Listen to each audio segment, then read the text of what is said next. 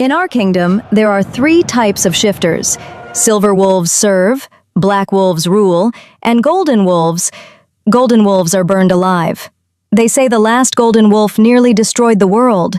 So when I shifted at age 6 and saw the gold rippling through my fur, I made a choice. I would never shift again. For 12 years, I succeeded. I became a shadow, a whisper, the girl nobody notices. Until the Alpha King announced the Trial of Fire, a ritual where every unmated shifter must shift before the entire kingdom to prove their worth. Refuse, and you're exiled. Attend, and I'm exposed. Either way, I lose everything. But here's what the Alpha King doesn't know. I'm not just a golden wolf. I'm the golden wolf, the one from the prophecy. And when he sees what I really am, he'll have two choices. Make me his queen, or watch his kingdom burn. Chapter 1. The Announcement. The stone courtyard of the royal palace could hold 3,000 people when packed shoulder to shoulder. Today, it held closer to 5. I stood near the back, pressed against the cold wall, my gray cloak pulled tight. Invisible. That's what I'd trained myself to be for 12 years. Gray clothes, quiet steps, eyes down. The girl who didn't matter. Silence! The royal herald's voice boomed across the crowd. His Majesty, Alpha King Theron Reed, commands your attention. My stomach clenched. I'd avoided being this close to the king for years. Avoided ceremonies, assemblies, anything that might draw his eyes my way. But attendance today was mandatory. Refusal meant immediate exile. The king stepped onto the raised platform. Even from this distance, I could see why people called him the Shadow King. Dark hair, darker eyes, a presence that seemed to drink in light rather than reflect it. He was young, only 25, but he'd ruled with an iron fist since his father's death 3 years ago. My people, he began, his voice carrying effortlessly across the silent crowd.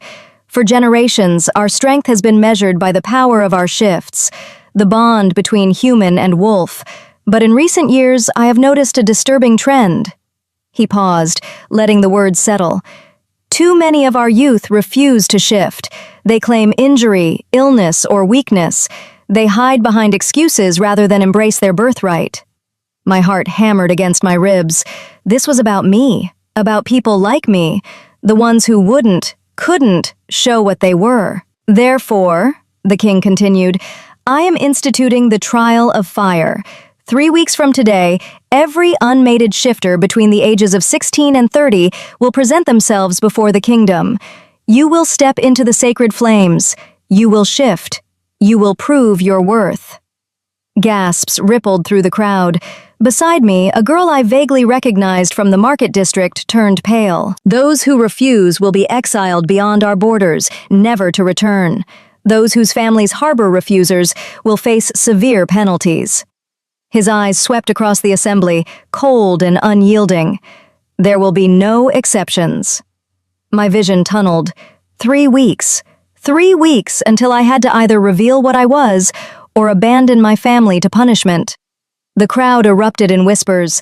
I turned to leave, to disappear into the chaos, when his voice cut through again. Additionally, I am offering a reward.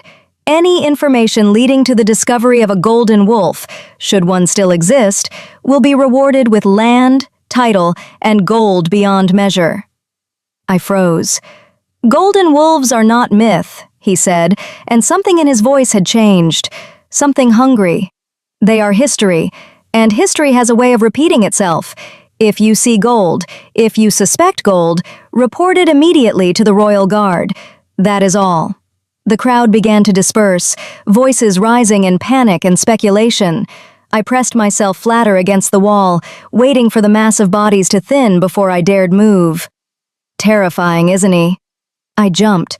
A young man had materialized beside me, lean, dark-haired, with eyes that held too much amusement for the current situation.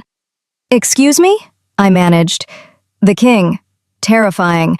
All that doom and gloom about trials and golden wolves. He grinned. I'm Wes Vincent, by the way. You looked like you could use a friendly face.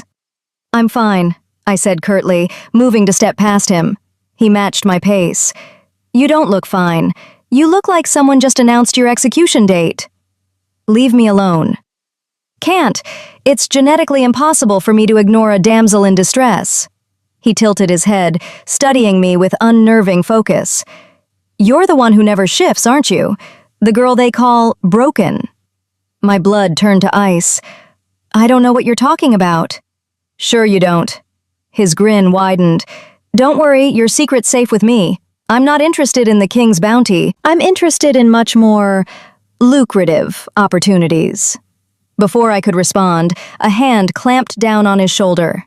"Wes, still bothering young women, I see?" The voice was deep, cultured, and far too close. I looked up, and up, into the face of the Alpha King himself. Every instinct screamed at me to run. Instead, I dropped into the lowest curtsy I could manage, eyes fixed on the ground. "Your Majesty," Wes said, not sounding remotely intimidated. "I was just welcoming our fellow citizens to your delightful new trial. Very inspirational speech, by the way. Really captured that shift or die energy." "Leave," the king said flatly. Wes shrugged and melted into the crowd. I remained frozen in my curtsy, praying the king would simply walk past. My suppression rune, the scar on my left wrist that caged my shift, burned like a brand. "Stand up." I obeyed, keeping my eyes down. "Look at me." Slowly, I raised my gaze. His eyes were darker up close, almost black, with an intensity that made my breath catch. For a moment, we simply stared at each other. "What's your name?" he asked. "Alana, Your Majesty." The lie came easily. I'd been using it for years. My real name, Aurelia, was too recognizable, too connected to the old stories about golden wolves. "Alana." He tested the word, his expression unreadable. "You live in the Palace District?" "Yes, Your Majesty." "And you'll be attending the trial?" My throat closed. "Yes, Your Majesty." Something flickered across his face, curiosity maybe, or suspicion. "You seem afraid." "Everyone is afraid, Your Majesty." "Not everyone. Some people hide their fear better than others." He stepped closer, and I caught his scent, cedar and smoke and something darker underneath. "Some people have been hiding for a very long time." The suppression rune flared hot. I bit down on the inside of my cheek to keep from gasping.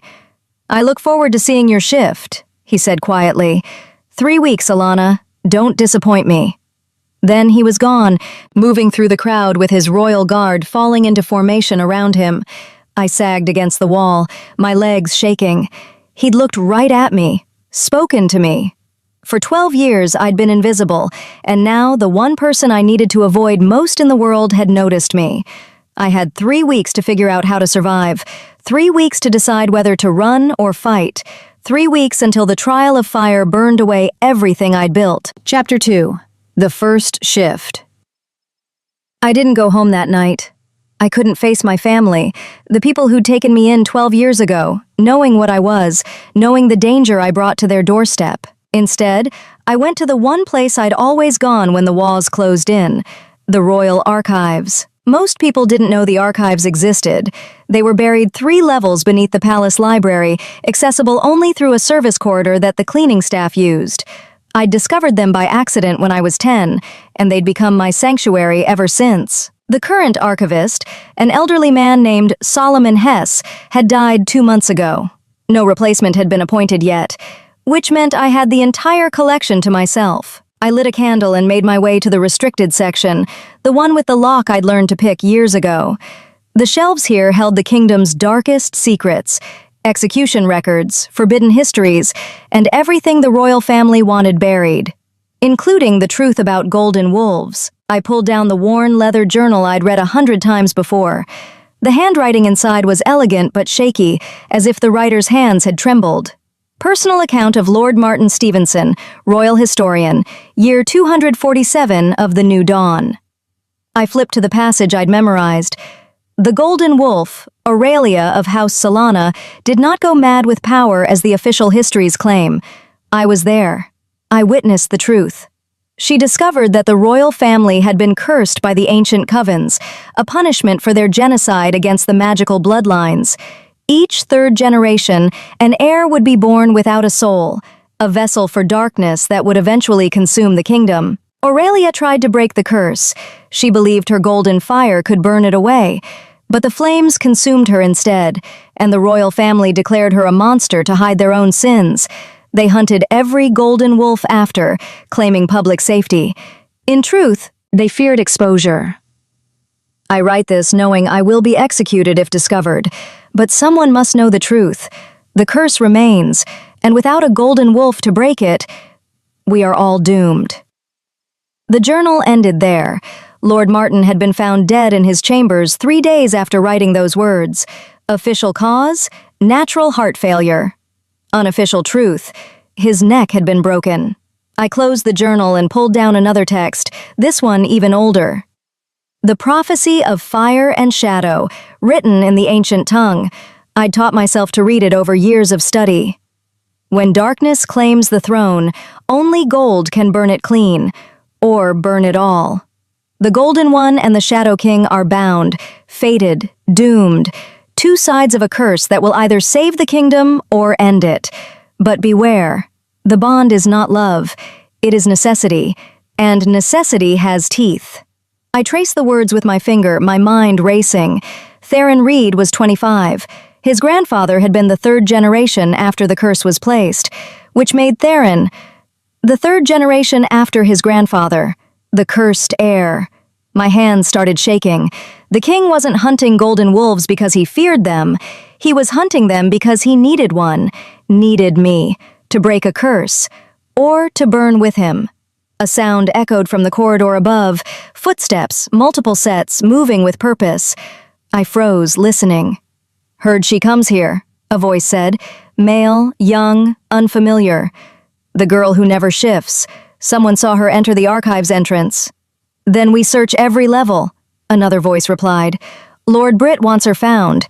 Says she might be valuable." I extinguished my candle and pressed myself into the shadows between the shelves. The footsteps grew louder, descending the stairs. Britt McLaughlin, one of the king's advisors, a man known for his ambition and his connections to the old noble families. What did he want with me? The door to the archives burst open. Torchlight spilled across the floor. "Split up," the first voice commanded. "She has to be here somewhere." I needed to move, now, but there was only one exit and they were blocking it. My suppression rune burned. The thing inside me, the shift I'd caged for 12 years, stirred like a beast waking from sleep. Not here, not now. If they see gold, I'm dead. I crept along the back wall, using the shelves as cover, making my way toward the forgotten storage room at the archive's far end. Few people knew it existed, and fewer still knew it connected to the old catacombs beneath the palace. "There!" A guard spotted me. "Stop!" I ran. Footsteps thundered behind me. I burst through the storage room door and slammed it shut, throwing the bolt. It wouldn't hold long, but I didn't need long. The catacomb entrance was hidden behind a false panel. I found it by touch in the darkness, wrenched it open, and plunged into the tunnel beyond. The passage was pitch black and smelled of damp earth and old death. I ran blind, one hand on the wall, counting steps from memory. 50 paces, turn right. 30 more, stairs down. Keep going. Behind me, wood splintered. They'd broken through the door. The tunnel split ahead. I went left, then right, then left again, losing myself in the maze of passages I'd explored as a lonely child. Eventually, the footsteps faded. I slowed, gasping for breath, and emerged into a wider chamber. Moonlight filtered through a grate far above, casting silver bars across the floor. I'd been here before. Years ago, the night everything changed. Memory fragment. 12 years ago. I was 6 years old, playing in the garden with my older sister Molly.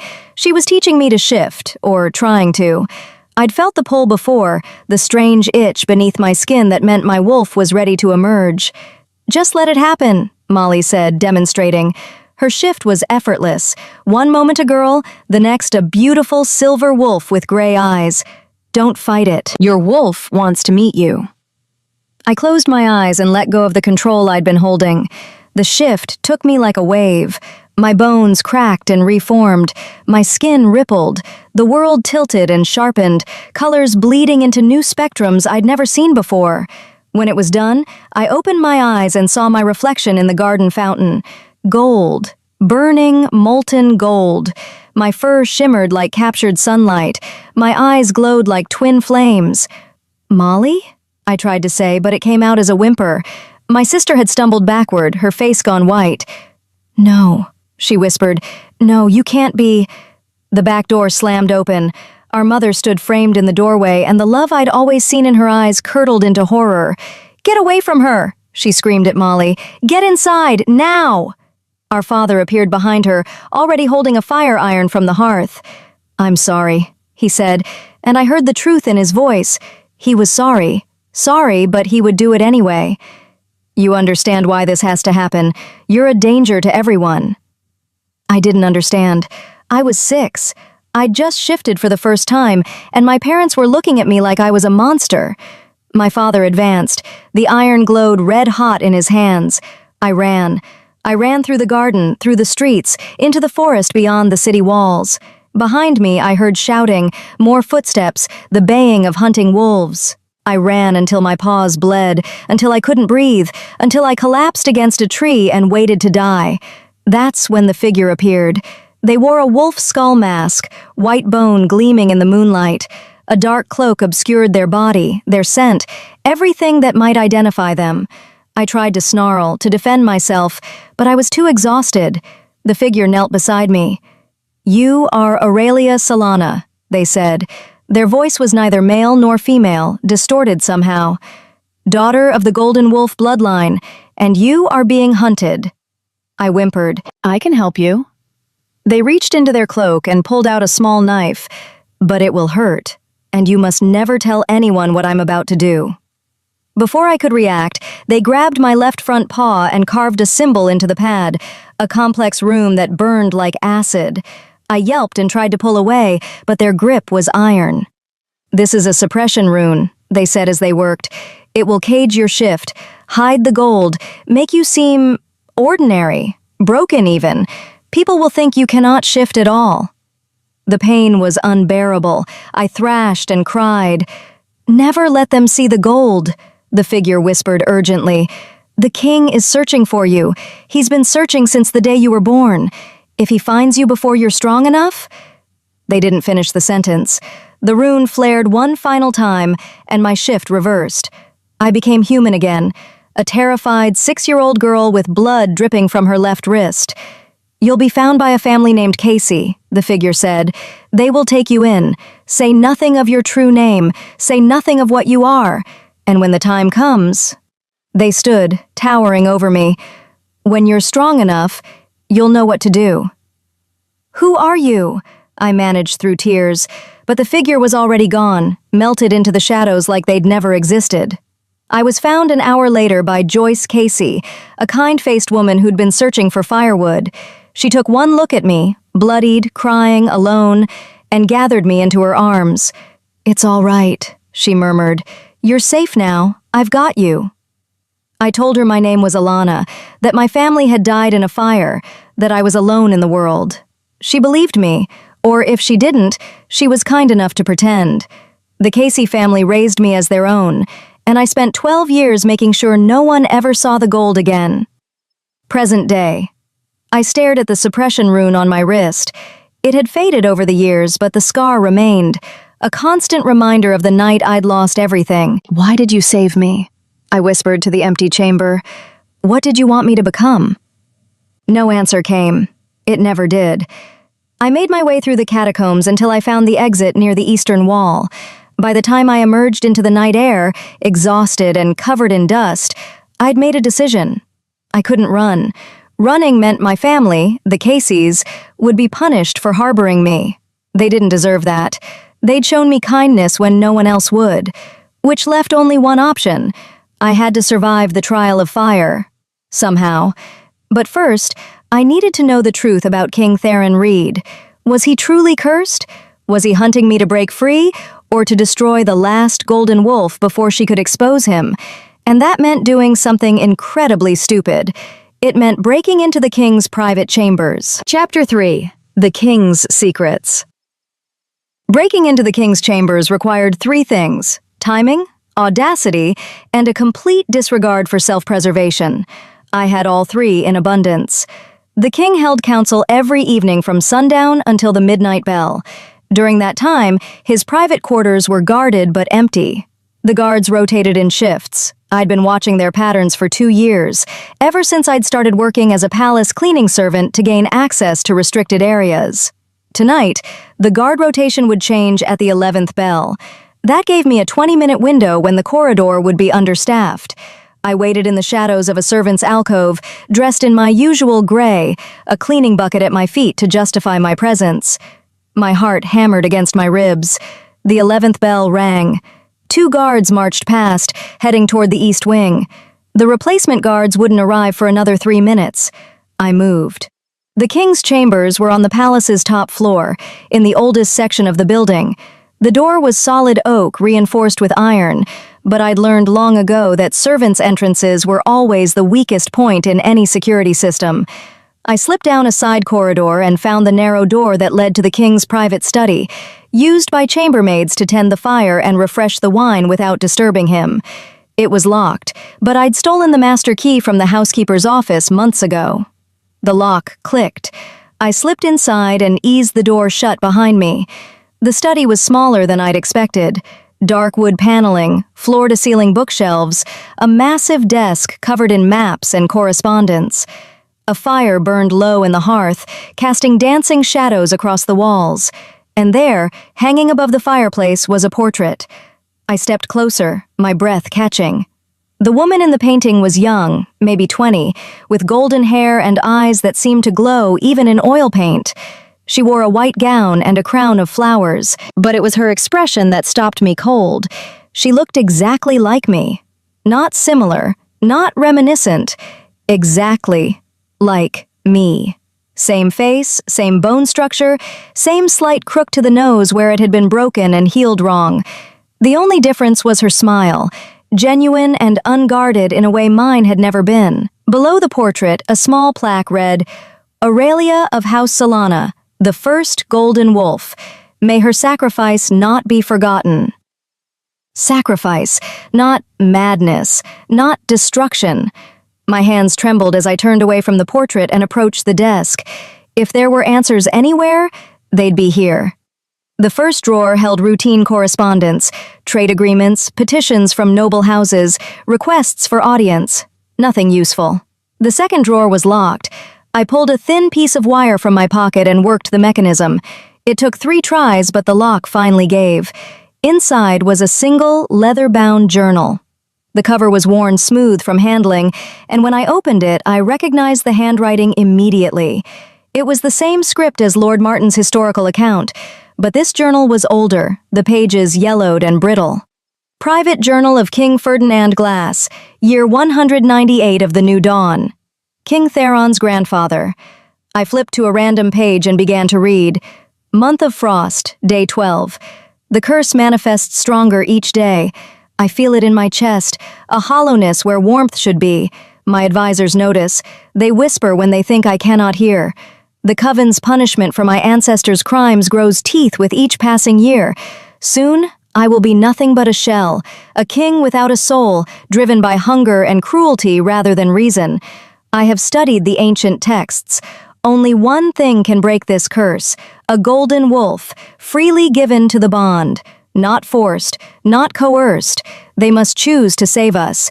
But there are no golden wolves left. We hunted them to extinction.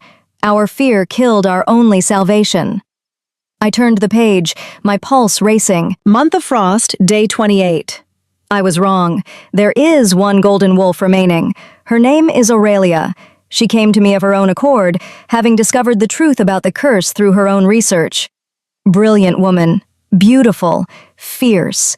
She says she can break the curse, but the cost will be high. The golden fire must burn away the darkness, and she is not certain she will survive the process. I told her not to try, that I would rather die cursed than see her sacrificed. She laughed at me, called me a fool, said some things were worth dying for. Gods help me, I think I'm falling in love with her. My throat tightened. I flipped ahead, desperate for more. Month of Thaw, day 3. Aurelia attempted the ritual last night. She succeeded in burning away part of the curse. I felt it lift from my chest like a weight removed. For the first time in months, I could breathe without feeling the void inside me. But she was right about the cost. The golden fire consumed her from within. She burned so brightly I couldn't look directly at her, and when the flames finally died, there was nothing left but ash and a single golden feather. She's gone. My Aurelia is gone, and the curse remains, diminished but not destroyed. It will return in 3 generations, my grandson's grandson, and there will be no golden wolf to save him. The journal entries ended there. The remaining pages were blank except for one final note, written in a different hand, shakier, more desperate. I am King Theron Reed, and I am the cursed heir my grandfather feared. The darkness grows stronger each day. I have perhaps 2 years before it consumes me completely. 2 years to find the impossible, a golden wolf who will choose to save a monster. But golden wolves are extinct. Aurelia was the last, unless the old legends are true, unless she didn't die, unless she was reborn. I closed the journal with shaking hands. He knew. King Theron knew about the reincarnation prophecy. That's why he'd instituted the Trial of Fire, not to enforce strength, but to force every shifter in the kingdom to reveal themselves. He was searching for me. Specifically, me. Find what you were looking for? I spun around. King Theron stood in the doorway to his bedchamber, still dressed in his council robes. His expression was unreadable. Your Majesty, My mind raced, searching for an excuse, a lie, anything. Don't. He stepped into the study and closed the door behind him. Don't insult us both with a story about cleaning duties. I opened my mouth, closed it. There was nothing to say that wouldn't make this worse. He crossed to the desk and gently took the journal from my hands.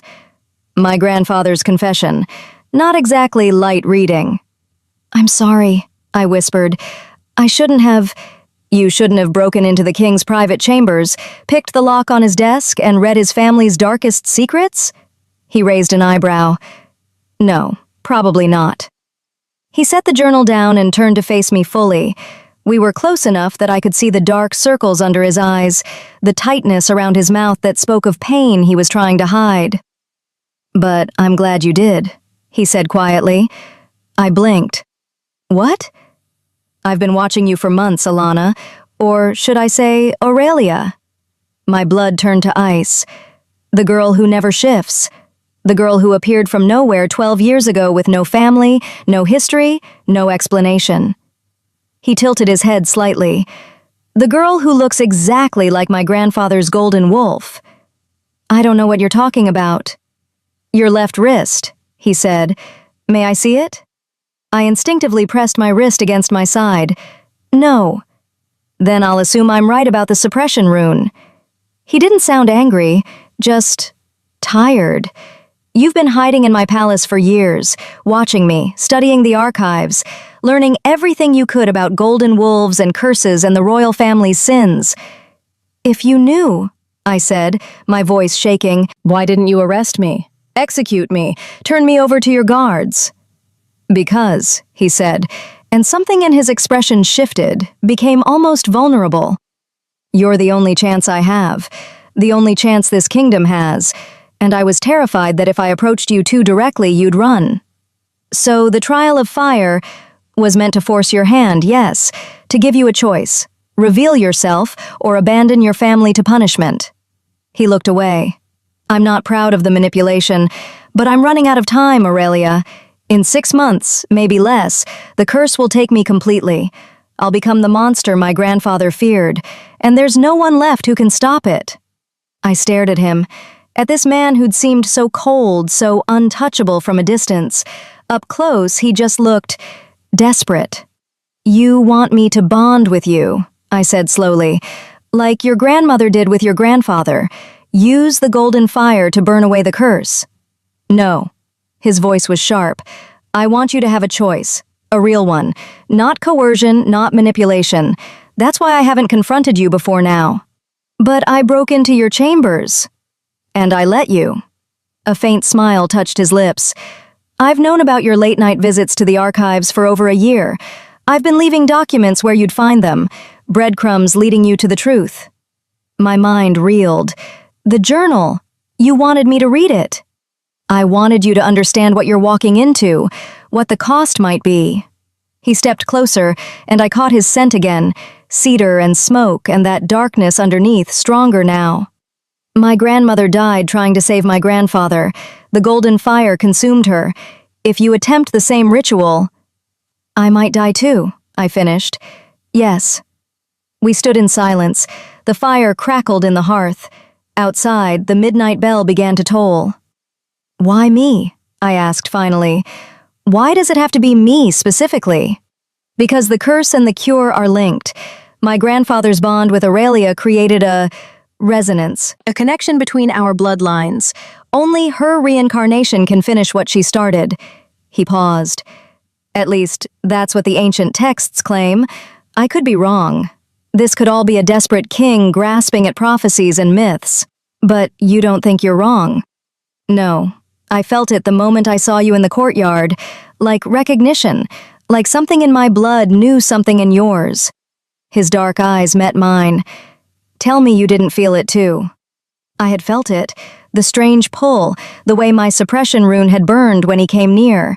The sense of familiarity with a man I'd never spoken to before today.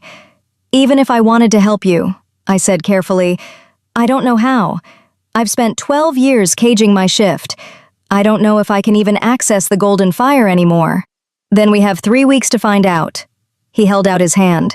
Work with me, Aurelia, not as a subject to her king, as partners, allies, two people trying to prevent a catastrophe. I looked at his outstretched hand, looked at the portrait of my previous self above the fireplace, looked at the journal filled with a grandfather's desperate hope. I thought about the Casey family, who'd raised me with kindness, about the kingdom that would suffer under a soulless king, about the girl I'd been at 6 years old, running through the forest with blood on her paws. If I do this, I said, not taking his hand yet, I need something from you first. Name it. The truth. All of it. No more breadcrumbs, no more manipulation. Tell me everything you know about the curse, the prophecy, and what happened to the original Aurelia. Everything. He lowered his hand but nodded. Agreed, but not here. The walls have ears, and there are people in this court who would kill us both if they knew what we're planning. Then where? A slight smile. Do you trust me? Absolutely not. Smart woman. He moved to the bookshelf and pulled a specific volume. The shelf swung inward, revealing a hidden passage. But trust has to start somewhere. Come with me. I'll show you something no one else in this kingdom knows exists. I hesitated at the threshold of the secret passage. Every instinct screamed that this was a trap, that following the cursed king into a hidden tunnel was monumentally stupid. But I'd already committed to monumentally stupid the moment I broke into his chambers. I stepped into the passage. The shelf swung closed behind us, and we descended into darkness together. Chapter 4. The Hidden Sanctuary. The passage was narrow and steep, carved directly into the palace's foundation. King Theron moved ahead of me with the confidence of someone who'd walked this path 1,000 times. He carried a small mage light that cast blue-white illumination across the rough stone walls. How far down does this go? I asked, my voice echoing strangely. Deep enough that no one will hear us. Deep enough that even magical eavesdropping fails. He glanced back at me. My grandfather built this place. After Aurelia died, he became paranoid, convinced that the noble houses would use the curse against him if they discovered it. Were they the ones who created the official histories? The lies about golden wolves being monsters? Some of them, yes. The Covens placed the curse, but it was certain noble families who'd participated in the original genocide, the purge of magical bloodlines a century ago. They couldn't allow the truth to surface, so they rewrote history, made golden wolves into villains instead of victims.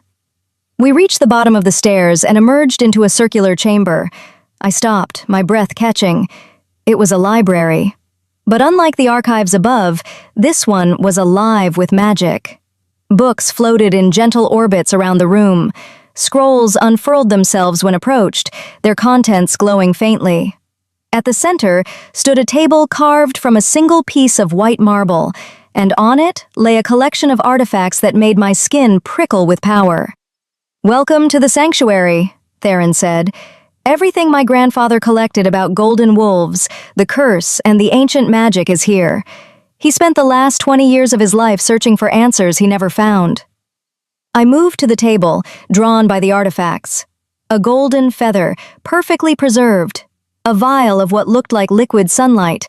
A crown made of intertwined flames that somehow didn't burn. "These belonged to her," I whispered. "To Aurelia." Yes, the feather is all that remained after she burned. My grandfather kept it close until the day he died. Theron stood on the opposite side of the table. "The vial contains her essence, distilled golden fire, and the crown was hers by birthright. Golden wolves weren't just shifters, Aurelia. They were royalty in their own right, long before the current kingdoms existed." I reached toward the feather but stopped just short of touching it. "What happens if I don't know. I've never been able to touch any of these items. They reject me." He demonstrated, reaching for the vial. The moment his fingers neared it, the liquid inside roiled and sparked. He pulled back. "They recognize the curse in my blood. But you—" I took a breath and touched the feather. Warmth flooded through me, not painful but intense, like standing too close to a bonfire. My suppression rune blazed hot, then suddenly cool. The feather began to glow. Images flashed through my mind. A woman with golden hair standing before a king, her hands wreathed in flame. "I can save you, but you must trust me completely." The same woman screaming as fire consumed her from within. "Finish it! Promise me someone will finish!" Darkness. Then a voice, neither male nor female. "She will return. The Golden One always returns. And when she does, the choice will be hers alone." I yanked my hand back, gasping. The feather's glow faded. "What did you see?" Theron asked urgently. "Her. I saw her dying. She was trying to tell someone something, but the fire—" I pressed my palm against my chest, trying to slow my racing heart. "She didn't finish breaking the curse.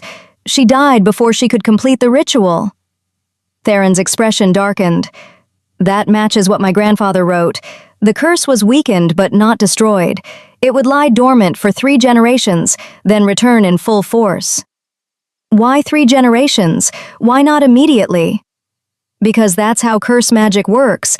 It needs time to rebuild its power, to sink its roots deep into the bloodline." He moved around the table toward me. "The covens who cast it wanted to make sure the royal family suffered.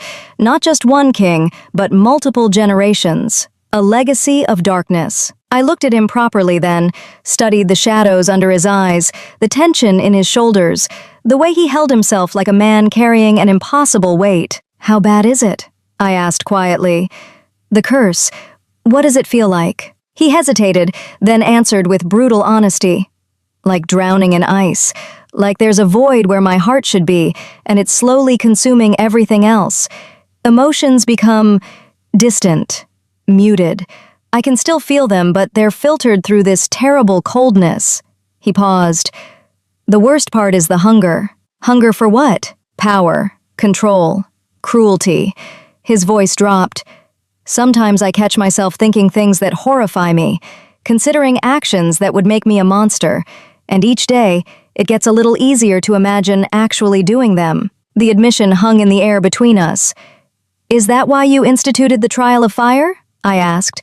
"Not just to find me, but to give yourself a concrete goal? Something to focus on besides the darkness?" A bitter smile. "Perceptive. Yes. I needed a purpose beyond simply waiting for the void to swallow me. And I needed—" He trailed off. "Needed what?" "Hope." The word came out raw. I needed to believe there was still a chance, that I wasn't already lost. I thought about the journal entries, about his grandfather's desperate love for the woman who'd tried to save him, about the cycle of curses and sacrifice that seemed destined to repeat itself. "Show me the prophecy," I said. "The complete version, not the fragments in the archives, but the original text." Theron nodded and moved to one of the floating books. It descended at his gesture, opening to a page covered in script that seemed to shimmer and shift. He read aloud. "When darkness claims the throne and shadow eats the light, the Golden One shall rise again, born of fire and sacrifice. She is the breaker of chains, the burner of lies, the flame that purifies or consumes. Two paths lie before her, salvation or destruction. She may choose to save the Shadow King, binding their fates together in eternal balance. Light and dark, fire and ice, two halves of a broken whole. But the cost is high. She will burn, as all golden wolves burn, and what remains may not be enough to sustain the flame. Or she may choose to let the darkness fall, to watch the cursed kingdom crumble and from its ashes build something new. In this path, she remains free but forever alone, the last of her kind, guardian of a truth no one will remember. The choice is hers and hers alone. Not even fate can force the Golden One's hand, for free will is the only magic stronger than any curse. Silence fell when he finished reading. So I either bond with you and risk burning away to nothing, I said slowly, or I let you fall to the curse and watch the kingdom collapse. In essence, yes. Those are terrible options. I'm aware. He closed the book, and it floated back to its orbit, which is why I'm not asking you to choose right now. I'm asking you to train, to learn to access your golden fire, to understand what you're truly capable of. And then, when you have all the information, when you understand the full scope of what you'd be sacrificing or saving, he met my eyes. Then you choose. And if I choose to walk away? To let the curse run its course? I expected anger or at least disappointment. Instead, he just looked tired. Then I'll face it alone, as I always knew I might, and I'll do my best to spare the kingdom the worst of it. He paused. I've already made arrangements. If the darkness takes me completely, my commanders have orders to end my life, quickly, mercifully, before I can do irreparable harm. The casual way he discussed his own execution made my chest tight. You've thought about this a lot, I said. I've thought about little else for 3 years, since the day I felt the void open in my chest and realized what I was becoming. He looked away. I won't be like the cursed kings in the histories. I won't let the darkness use me to hurt innocent people. Death is preferable. I studied him, this man I'd feared and avoided for so long. He wasn't the tyrant I'd imagined.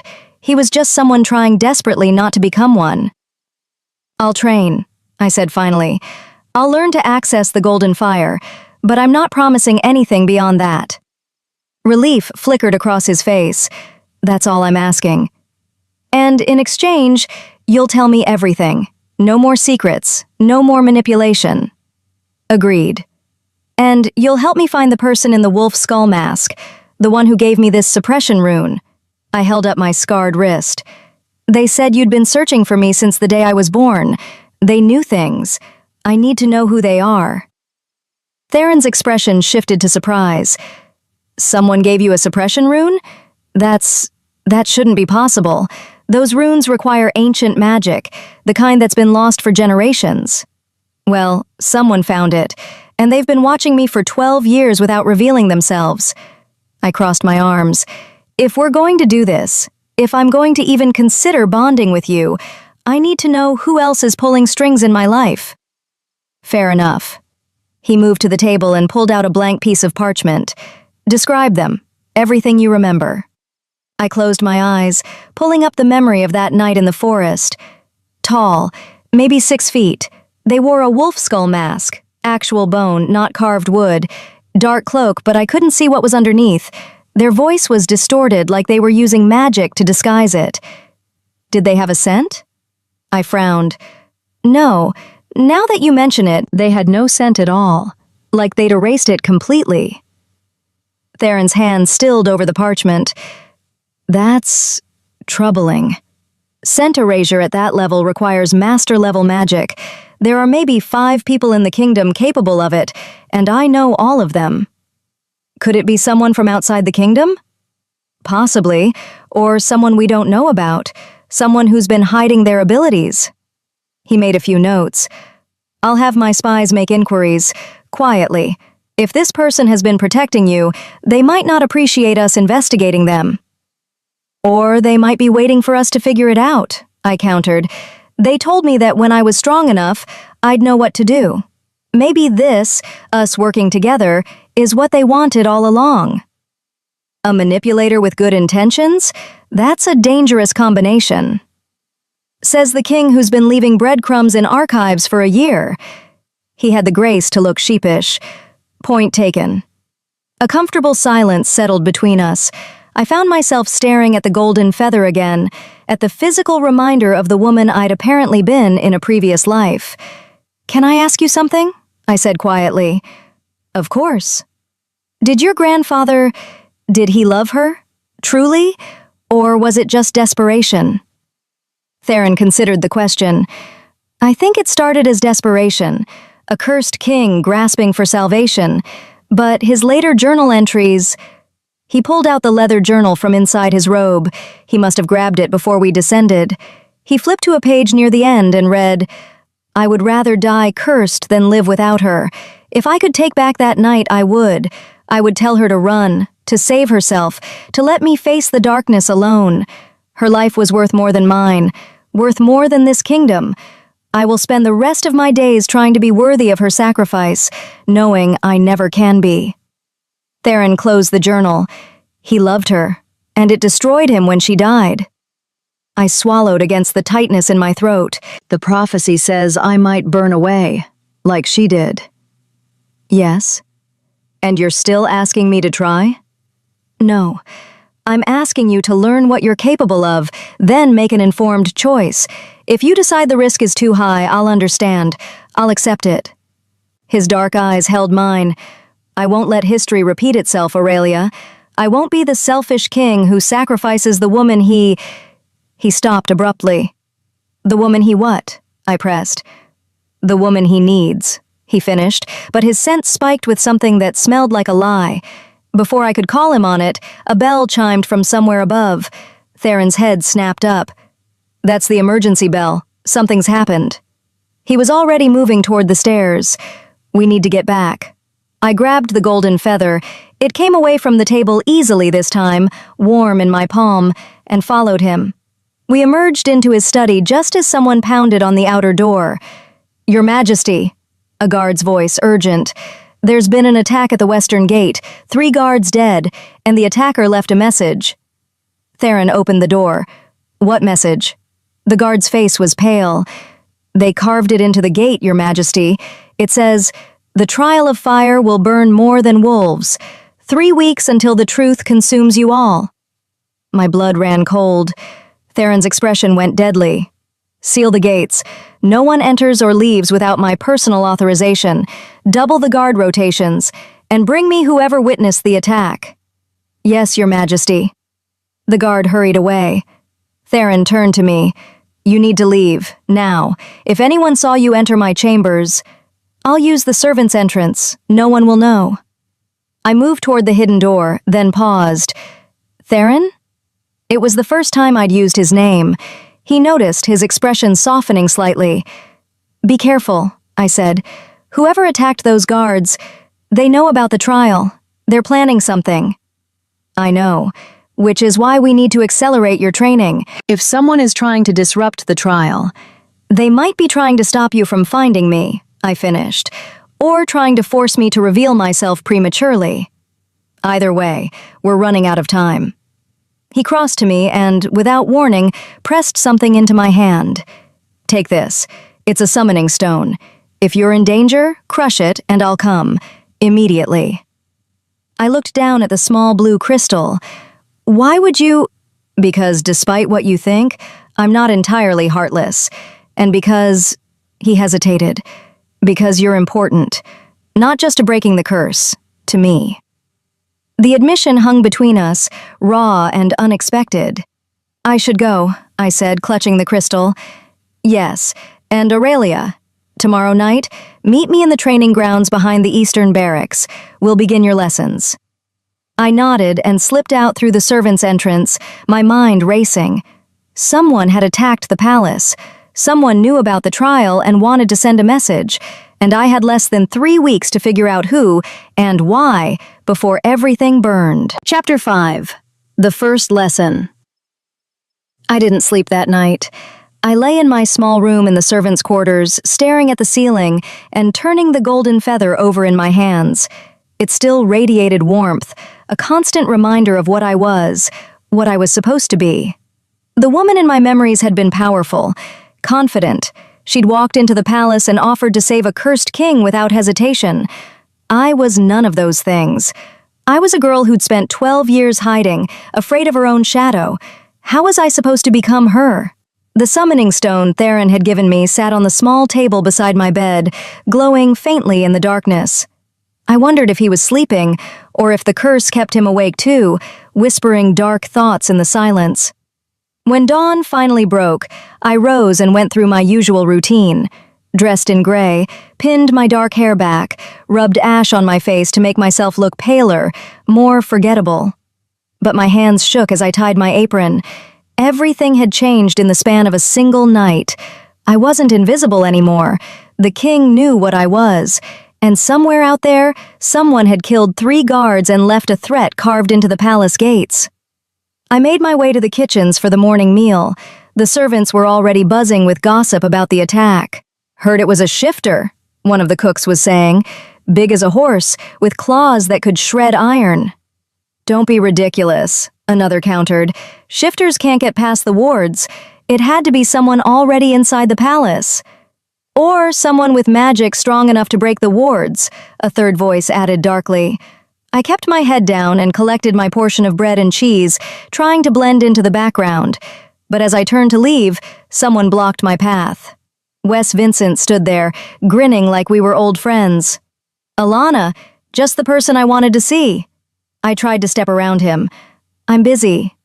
"Busy hiding from the king's guards? Because I saw them searching the servants' quarters this morning, looking for someone who was seen near His Majesty's chambers last night." My stomach dropped. "I don't know what you're talking about." "Course you don't." His grin widened. "Which is why I told them I saw you in the kitchens all evening, helping with the council dinner preparations." I stared at him. "Why would you lie for me?" "Because I'm curious, and because I think you're much more interesting than you pretend to be." He leaned in slightly. "Also, I'm bored. Palace life is terribly dull when you're not supposed to be here in the first place." "What do you mean, not supposed to be here?" "Long story. Buy me a drink sometime and I'll tell you." He winked. "But right now you should know that Lord Britt is looking for you. Something about the archives being disturbed. He's convinced someone has been stealing restricted documents." My pulse quickened. "I haven't stolen anything."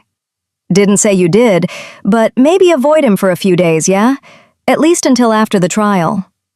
Wes's expression turned serious for just a moment. "Speaking of which, you planning to attend?" "I don't have a choice." "Everyone has a choice, Alana. Some choices just have worse consequences than others." He stepped aside, finally letting me pass. "Be careful. Things are about to get very messy around here." I left the kitchens with more questions than answers. Who was Wes Vincent, really? And why did he seem to know far more than he should? The day dragged by in a haze of nervous energy.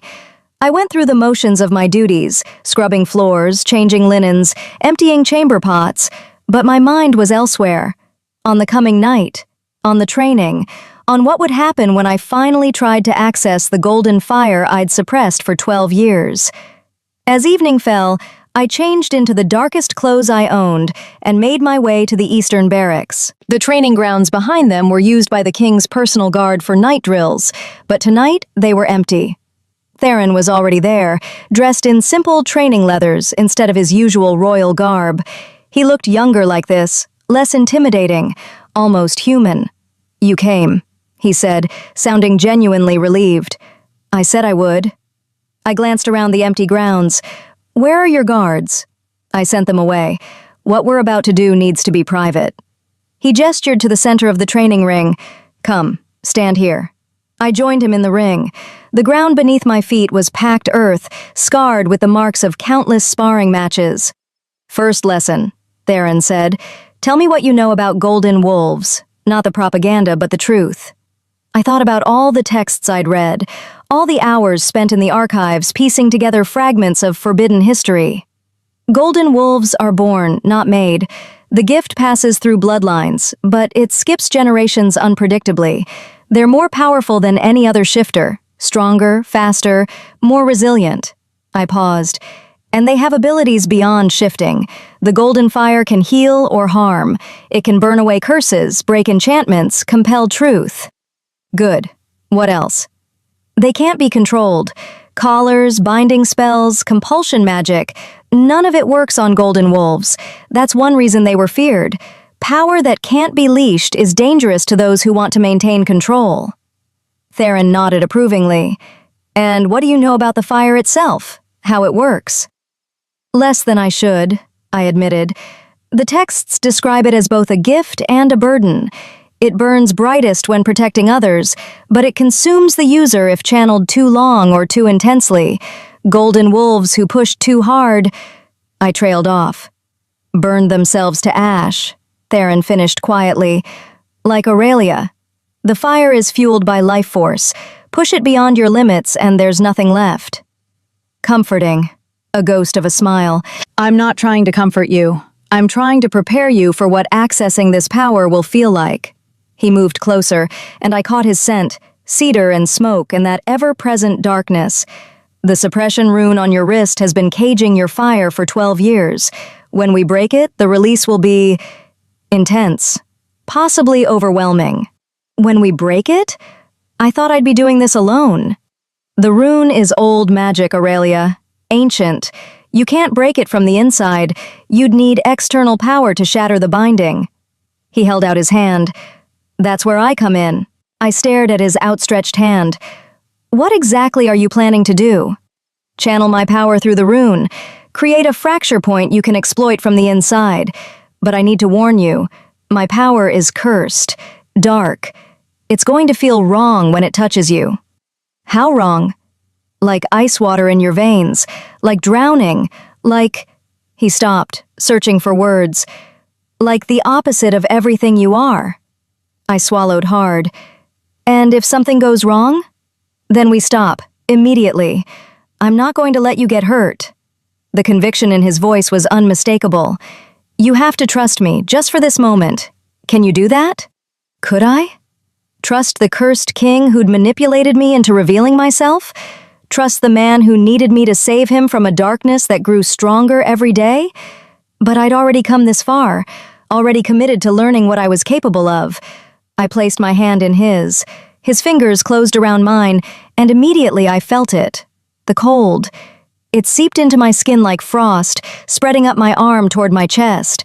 My instinct was to pull away, but Theron's grip tightened. Don't fight it, he said, his voice strained.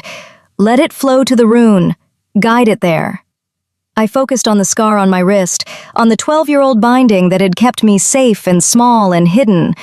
The cold reached it, and the rune flared to life, burning hot in response. Light and dark, fire and ice, opposing forces meeting in my flesh. Now, Theron gritted out, push against it, from the inside.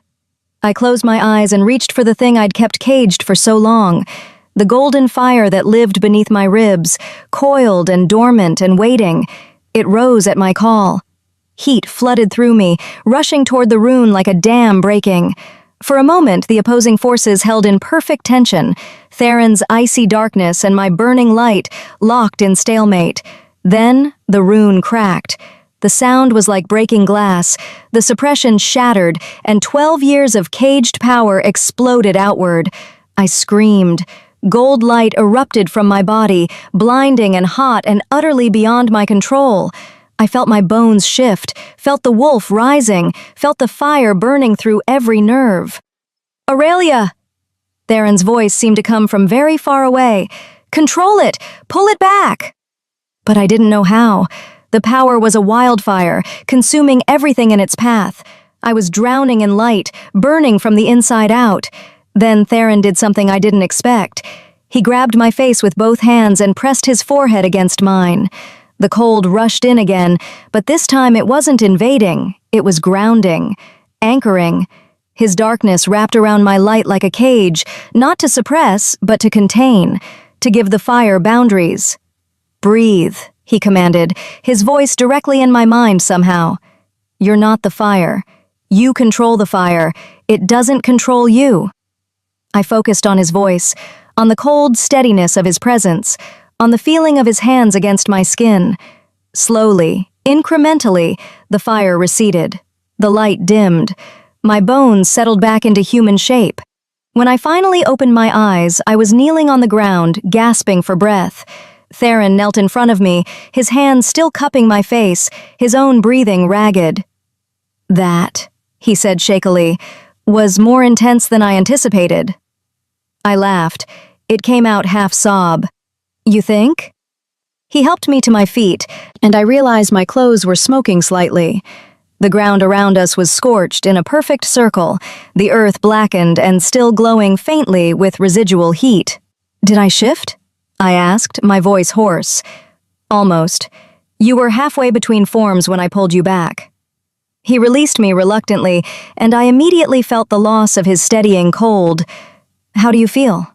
I took inventory. My skin felt too tight. My senses were sharper. I could hear heartbeats from the barracks, smell the smoke from fires blocks away. The world seemed brighter, more vivid. "Different," I said. "Like I've been seeing through fog my whole life and someone just cleared it away." The rune was dampening more than just your shift. It was suppressing your enhanced senses, too. Theron studied me intently. "Can you feel the fire now? Is it still there?" I turned my attention inward and found it immediately, a warm glow beneath my ribs, no longer caged but not running wild either, just present, waiting. "Yes, it's quieter now, like it's resting." "Good. That means you can access it without it overwhelming you. That's the first step." He moved to the edge of the scorched circle. "Tomorrow night, we work on controlled release, small bursts of flame, precision work."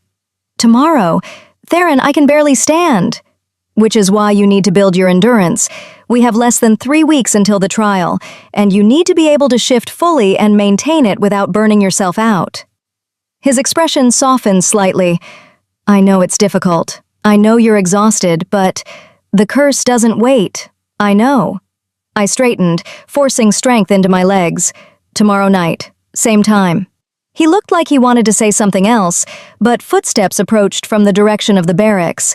Theron tensed. "You need to go, now." I didn't argue. I slipped into the shadows and made my way back toward the servants' quarters, my body aching and my mind reeling from everything that had just happened. I'd felt the golden fire, touched the power that had been sleeping inside me for 12 years, and it had been glorious and terrifying in equal measure. As I rounded the corner near the kitchens, someone grabbed my arm and yanked me into an alcove. I spun, ready to fight, and found myself face to face with a figure in a wolf skull mask. My breath stopped. "You broke the rune," they said in that distorted, genderless voice I remembered from childhood. "Foolish girl. You've started something you may not be able to finish." "Who are you?" I demanded. "Why did you give me that rune? Why have you been watching me?" "Because someone had to protect you until you were ready. But ready and prepared are not the same thing." They released my arm.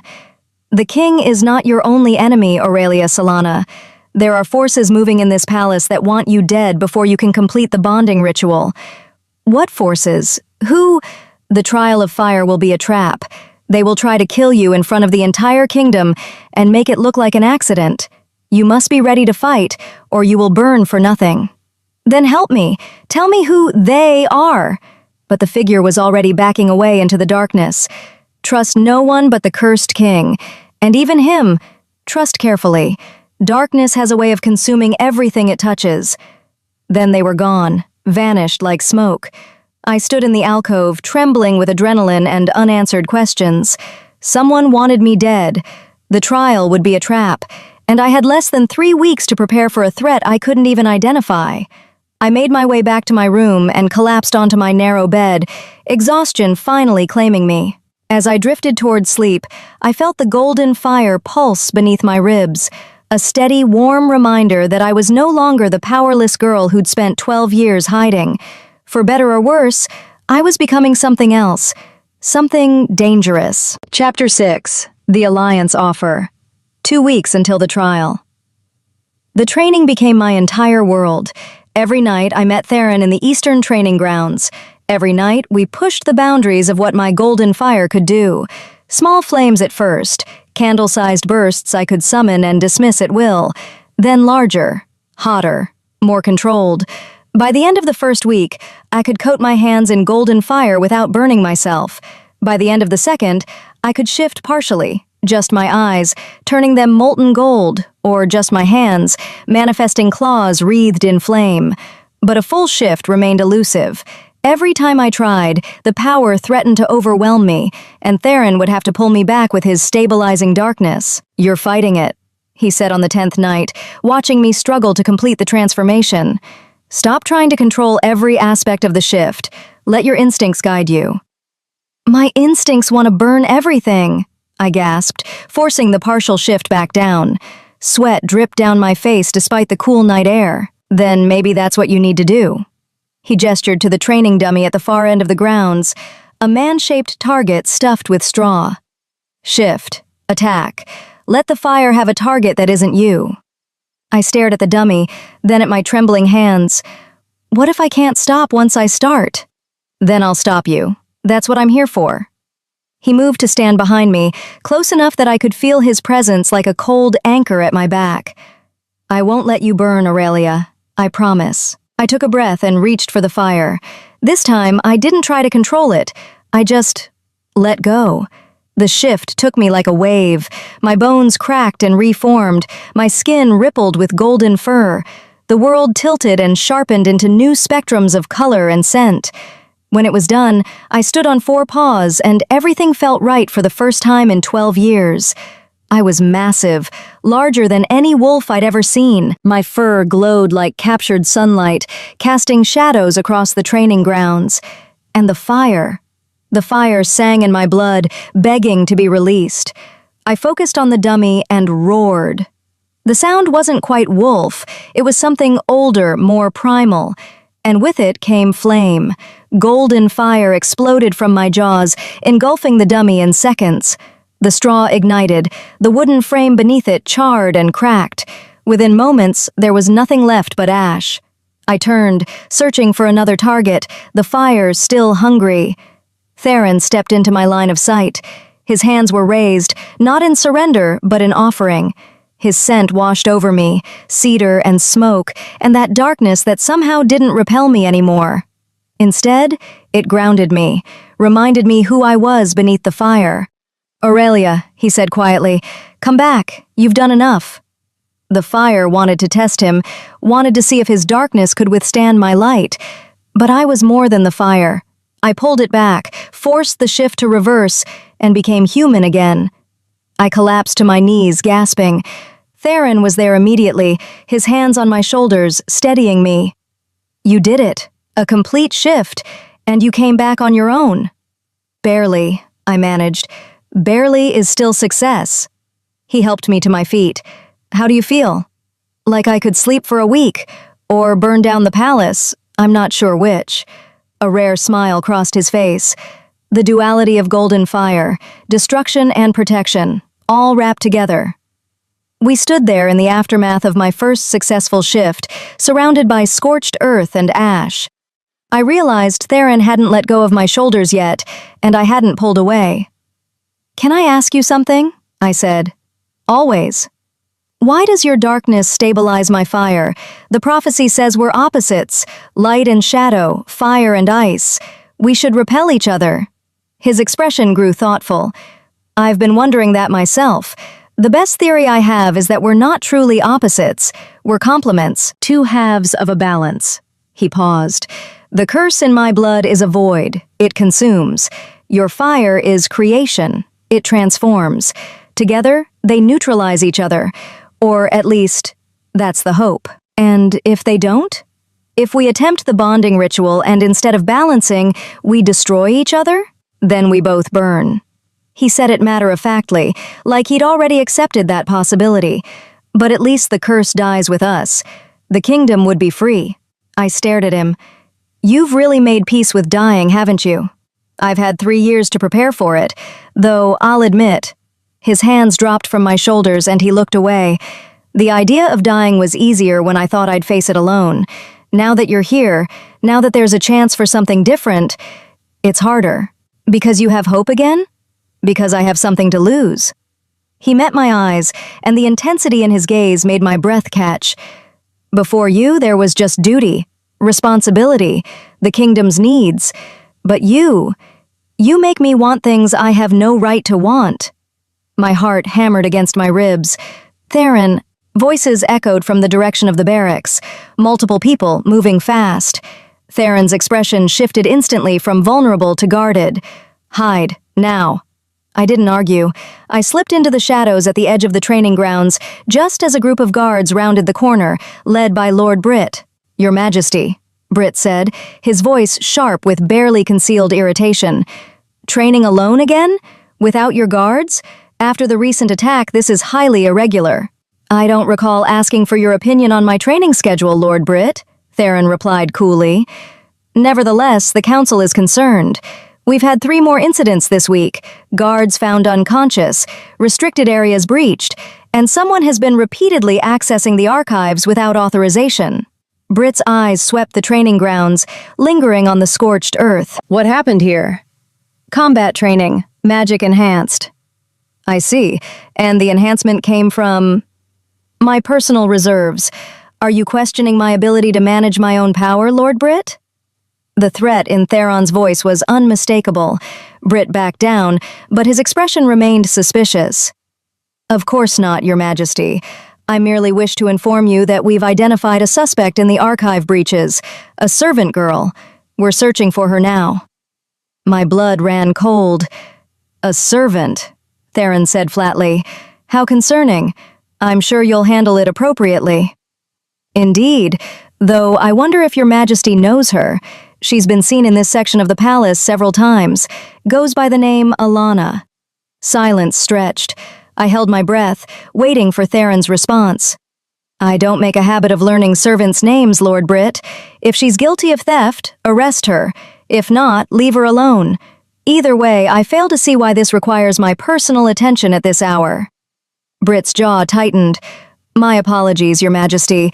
We'll handle the matter internally. Good evening. He retreated with his guards, but not before casting one more suspicious glance at the scorched training grounds. I waited until they were well out of earshot before emerging from the shadows. He knows, I said. He knows someone's been helping me.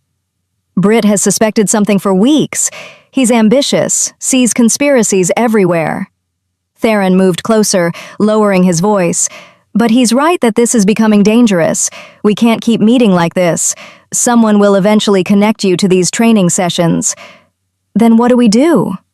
We accelerate the timeline. You can shift now. You can control the fire well enough to survive the trial. The rest, we'll figure out after you've revealed yourself publicly. And the bonding ritual? He hesitated. We discuss that after the trial. Once you've seen what revealing yourself truly means, once you understand the full weight of what you'd be agreeing to. I wanted to argue, but he was right. I'd been so focused on learning to control my power that I hadn't fully considered what came after. What it would mean to stand before the entire kingdom as a golden wolf. What it would mean to bind myself to a cursed king for the rest of my life, however long that might be. Go, Theron said gently. Get some rest. We'll meet one more time before the trial. Final preparations. I nodded and turned to leave, but his voice stopped me. Aurelia? I looked back. Thank you. For trusting me enough to try. I know it hasn't been easy. Nothing about this has been easy, I said, but I don't regret it. The words hung between us, weighted with everything we weren't saying. Then I slipped away into the night, leaving him alone in the scorched training grounds. I made it halfway back to the servants' quarters before someone stepped out of the shadows in front of me. Not the wolf skull figure this time. Someone else. He was lean and dark-haired, with a face that was almost handsome except for the cruelty in his eyes. He wore expensive clothes, but no house insignia, and his scent was wrong, masked, like he was hiding what he really was. Aurelia Solana, he said, and my name in his mouth sounded like a curse. Or should I call you Alana? It's so hard to keep track of all your lies. I didn't reach for the summoning stone in my pocket. Not yet. I don't know you. No, but I know you. I've known you since the night you were born. He smiled, and it didn't reach his eyes. I'm the one who told your adoptive family to reject you, who arranged for the wolf skull figure to save you, who's been pulling strings in your life for 18 years. My heart stopped. Why? Because you're a weapon, Aurelia, a very powerful weapon, and I needed you honed and ready for the moment when you'd be most useful. He stepped closer. The trial of fire is that moment. Who are you? I am Lamar Lane, bastard son of the late king, half-brother to your precious Theron. His smile widened. And I'm here to offer you a choice. I took a step back. This was the person the wolf skull figure had warned me about, the threat I couldn't identify. The king is cursed, Lamar continued. You know this. What you don't know is that he's been cursed for far longer than 3 years. The darkness has been consuming him since birth, slowly, subtly, turning him into something monstrous. By the time he took the throne, he was already lost. That's a lie. Is it? Tell me, Aurelia, have you ever wondered why he instituted mandatory military conscription? Why he doubled taxes on the lower districts? Why execution rates have tripled under his rule? Lamar's expression turned pitying. He's shown you his vulnerable side, his desperate hope, but he hasn't shown you the monster he becomes when the curse takes hold, when the void whispers in his mind.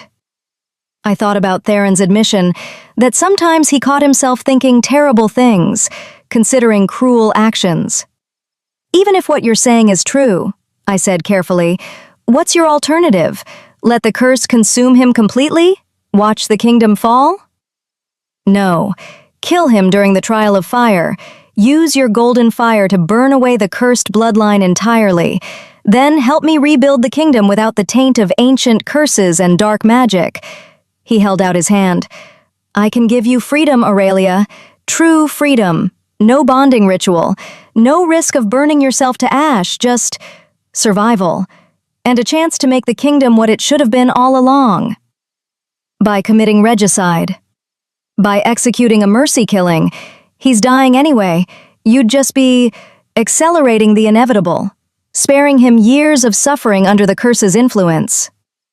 I stared at his outstretched hand, at the offer he was making. Kill Theron, save myself, rebuild the kingdom with Lamar. Or trust Theron, risk the bonding, possibly die trying to break the curse. I need time to think, I said. You have until the trial. 3 days, Aurelia. Choose wisely. He stepped back into the shadows. Oh, and one more thing. The attack at the Western Gate? That was me. A demonstration of what I'm capable of. What I'm willing to do to see this through. Don't make the mistake of thinking I'm bluffing. Then he was gone, leaving me alone in the corridor with a choice I wasn't ready to make. I pulled out the summoning stone, turning it over in my palm. One crush and Theron would come. I could tell him about Lamar, about the threat, about the offer. But something stopped me. Lamar had raised questions I couldn't easily dismiss. Was Theron really the man he'd shown me in private? Or was he hiding his worst impulses, the way the curse made him? And more importantly, even if Theron was genuine, even if his desire to break the curse was real, was I willing to die for him? I pocketed the stone without crushing it. I had 3 days to decide whether to save the cursed king or kill him. 3 days to choose between mercy and survival, and no idea which path was right. Chapter 7. The Confrontation. I spent the next 2 days investigating. If Lamar was telling the truth, if Theron really had been enacting cruel policies, there would be evidence, records, witness accounts, something concrete beyond the claims of a self-proclaimed bastard brother with obvious motives. I started in the archives, pulling execution records from the past 3 years. The numbers were damning. Lamar had been right about one thing. Executions had tripled since Theron took the throne. But context mattered. I cross-referenced the records with crime reports and discovered that most executions were for treason, conspiracy, or attempts on the king's life. The rest were repeat violent offenders who'd been given multiple chances at rehabilitation. Still troubling, but not the indiscriminate slaughter Lamar had implied. Next, I investigated the tax increases. I had to break into the Treasury records room for this, another crime to add to my growing list, but what I found was more nuanced than Lamar's simple accusation. Yes, taxes on the lower districts had increased, but so had infrastructure spending. New wells, repaired roads, a public grain reserve for times of famine. The money was being used, not hoarded. Military conscription was harder to justify. Young men and women pulled from their families, forced to serve 2-year terms. But when I dug deeper, I found something interesting. The conscription had started 3 months after a failed invasion attempt by the northern kingdoms. Theron had been building defenses, not an army of conquest. Every cruel policy had a justification. Every harsh decision had context, which didn't mean they were right, but it did mean Lamar's characterization of Theron as a monster was incomplete. I was in the middle of copying a military logistics report when footsteps echoed in the corridor outside. I extinguished my candle and pressed myself into the shadows between the shelves, my heart hammering. The door opened. Torchlight spilled across the floor. "Absolutely certain she's been coming here," Lord Britt's voice said. "The night guards have seen her multiple times." "Then why haven't you arrested her?" That was Lamar. I recognized his voice now, smooth and persuasive. "Because His Majesty has been protective. Anytime I mention the servant girl, he deflects, changes the subject. It's highly irregular." "Perhaps he's using her for something," Lamar suggested. "The king has always had peculiar tastes." "That's what I'm afraid of. If she's gained some kind of influence over him..." Britt trailed off meaningfully. They were moving through the archives now, searching. I crept along the back wall, using the shelves as cover, making my way toward the emergency exit I'd scouted weeks ago. "What do you know about her background?" Lamar asked. "Very little. She appeared 12 years ago. The Casey family took her in. Claims to be wolfless, though I have my doubts." "Doubts?" "Call it instinct. Something about her doesn't fit. The way she moves, the way she watches people." Britt paused. "I've requested a full investigation into her origins, but the records are strangely incomplete, almost as if someone has been erasing them." "How interesting." Lamar's voice had taken on a sharp edge. "And you think His Majesty is involved?" "I think someone with significant power is protecting her, whether that's the king or someone else." Britt sighed. "The trial of fire will reveal the truth. If she truly is wolfless, she'll be exposed. If she's hiding something more significant, then we'll finally know what she is," Lamar finished. I reached the emergency exit, a narrow door hidden behind a false panel, and slipped through just as their footsteps approached my section of shelves. The passage beyond was cramped and dark, but I'd memorized the route. 50 paces straight, turn left, climb the stairs, emerge near the servants' wing. I was halfway up the stairs when I heard the door open behind me. "Aurelia," Lamar's voice echoed in the narrow space. "I know you're here. I can smell the ash on you. All that golden fire leaves a trace." I froze, my hand on the wall. "You've been investigating me," he continued, his footsteps climbing slowly. "Smart. I'd have done the same. Did you find what you were looking for?" I could keep running, try to outpace him in the dark, but I was tired of running. I turned to face him. In the dim light filtering down from above, his expression was almost sympathetic. "You found that my brother isn't quite the monster I painted him as," Lamar said, "that his cruelties have justifications, that perhaps he's trying to be a good king despite the curse." "You lied to me." I exaggerated. "There's a difference." He stopped a few steps below me. "But I wasn't wrong about the curse itself. It is consuming him, Aurelia, slowly but inevitably. Everything he's done, every harsh policy, every difficult decision, he's had to fight the curse's influence to make them remotely reasonable. Imagine what he'll do when the curse finally wins. The bonding ritual will break the curse, or it will kill you both. There's no guarantee it will work. My grandmother tried and failed. What makes you think you'll succeed where she didn't?" It was the question I'd been asking myself for days. "I don't know," I admitted. "But I know that running away, letting him die, letting the kingdom fall, that's definitely failure. At least trying gives us a chance. A chance to die painfully while the kingdom watches?" Lamar shook his head. "You're braver than I gave you credit for. Or more foolish?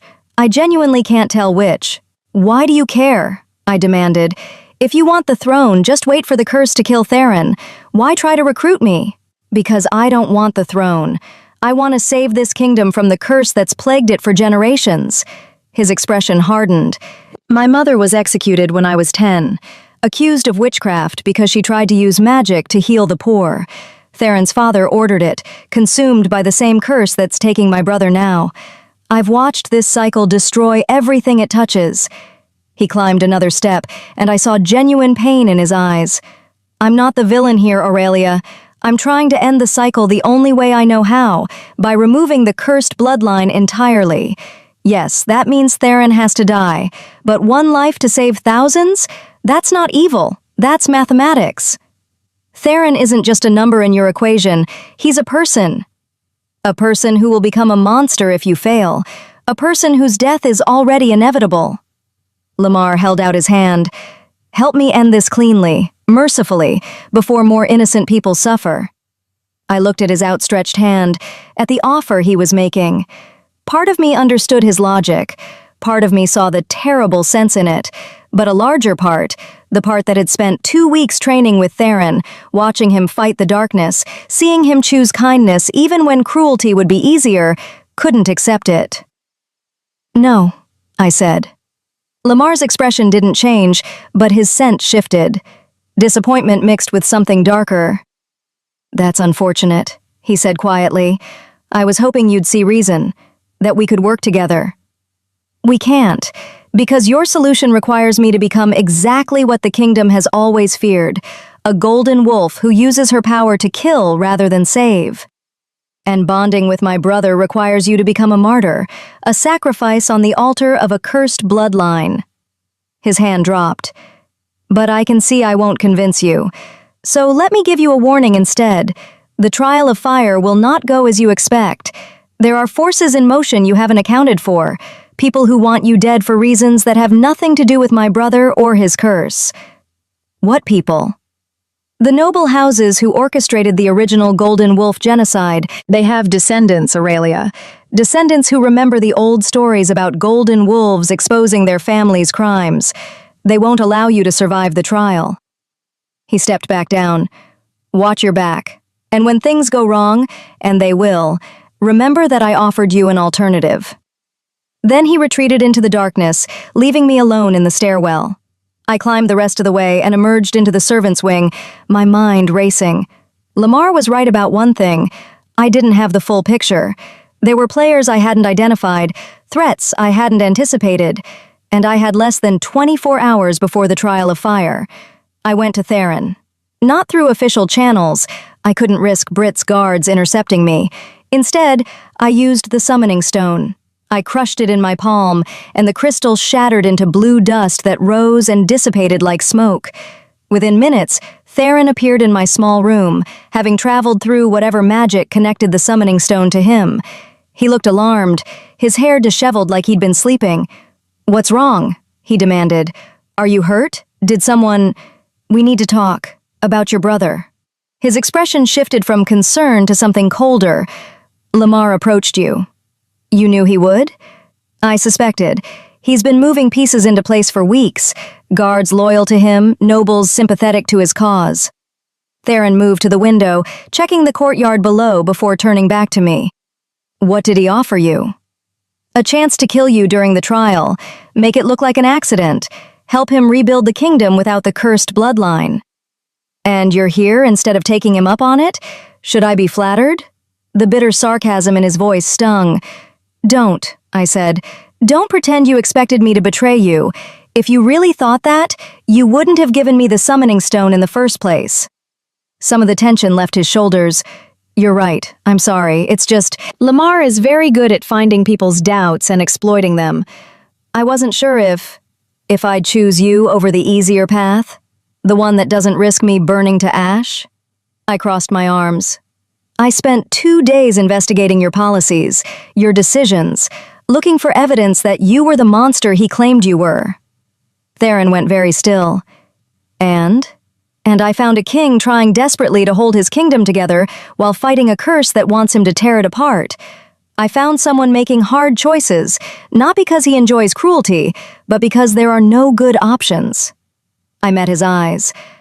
I also found someone who's been lying to me. About what? About how much time you have left. You said 6 months when we first talked, but according to the medical records I found, your personal healer gives you 3 months at most, possibly less. His jaw tightened. I didn't want to pressure you. By lying about how urgent this is, that's not protecting me, Theron. That's manipulating me. Again. I felt the golden fire stir in my chest, responding to my anger. How am I supposed to trust you when you keep hiding the truth? Because the truth is terrifying.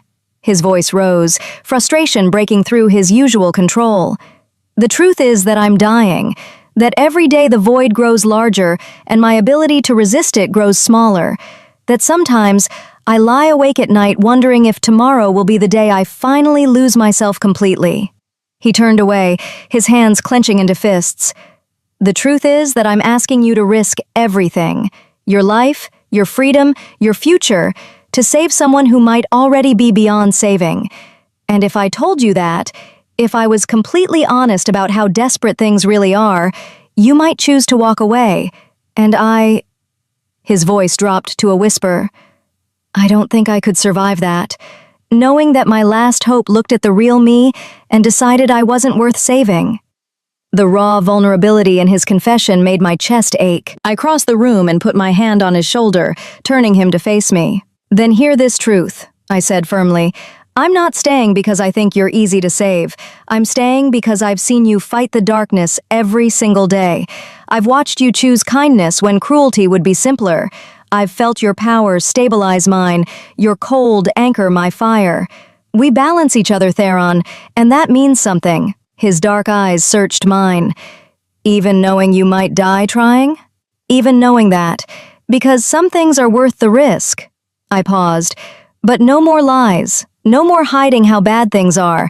If we're doing this, if we're attempting the bonding ritual, I need complete honesty. Deal? Deal. He caught my hand, the one still resting on his shoulder, and held it. The trial is tomorrow. After you reveal yourself, after the kingdom sees what you are, we'll have a small window.